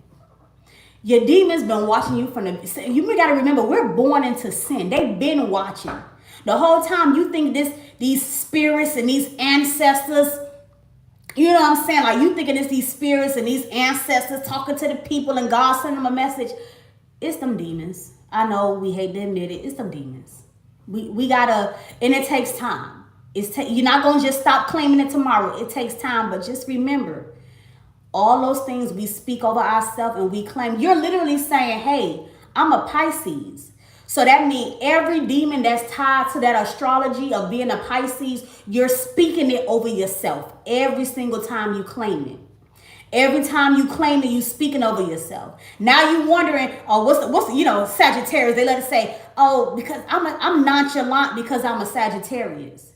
That's a spirit that you spoke over yourself. I keep saying I'm a Sagittarius, that's why I'm nonchalant. I'm a Cancer, that's why I'm emotional. I'm a Pisces, that's why I'm so loving and I'm emotional. Stop speaking those spirits over yourself. Denounce it. See, demons, y'all got me for a while, for 29 years, but starting today, y'all ain't got no ties to me. I'm not no Pisces, I'm not no Aquarius, I'm not no Gemini, I'm not a Taurus, I'm not a Cancer, I'm just a child of God. That's it. What's your sign? The cross. What Jesus died for me on. The one he told, when the Lord says, pick up your cross and follow me, that's what I am. That's what I am. Are you from Miami? You look so familiar. Yes, I am. That is what I learned. And when I say it hit me hard in the chest, y'all, it hit me hard. So I know we're so accustomed, we're so used to it, but we're not supposed to be. We're not supposed to be. And I spoke on it on my TikTok, matter of fact, and they tried to eat me up and say, but you got a big old koi fish on your chest. I said, I once was lost, and now I'm found. Amen. I once was lost, and now I'm found. I didn't know back then, but I know now. And once you know the truth, how do you go back to living the lie once you learn the truth? So, see, a Pharisee will look at me and be like, you got that tattoo on you, you got the piercings, you got the, ooh, Lord, girl, you was far from Christ. Whole time, I already know what I did wrong, and I already asked God forgive me, and I already denounced all of that, and I say I'm a new creation in Christ. So, I'm no longer a Pisces, I'm just born on March 14th. And people have to learn to respect that. If you say you do not, believe in astrology and you no longer claim those demons over your life. If I tell you I don't believe in that stuff and you ask me when is my birthday and I say, I was born on March 14th, don't turn around and say, oh, you're a Pisces. Because what did I just say? If I just told you I don't believe in that and I no longer worship in that, don't sit there and after I tell you my birthday, you say, oh, you this sign anyway. Happy birthday. Well, it's almost our time to shine. You get what I'm saying? Like, come on now. Respect that I once lived in a lie and now I know the truth and I'm stepping in my truth. I'm living in my truth. I know what's the truth, so how can I go back to living a lie? That's like knowing, that's like having a man and you know he DL, you find out he DL today, that he really likes men, and then tomorrow you sleep with him and pretend like he's straight. How can you go back to living a lie when you already know the truth? How? You find out he DL today and then tomorrow you gonna convince yourself that he's still straight? Who's delusional, me or you? You get what I'm saying? Like, once you know the truth, you cannot go back to living a lie.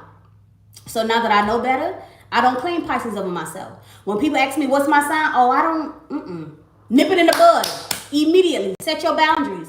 Hey, babe, I know, but listen, I used to, but now I know and know this. So even with my clients, they be like, I love your personality. You're so funny. You're so cool. What's your sign? Oh, I'd be like, oh, babe, I don't, believe in zodiac, but I am born March 14th.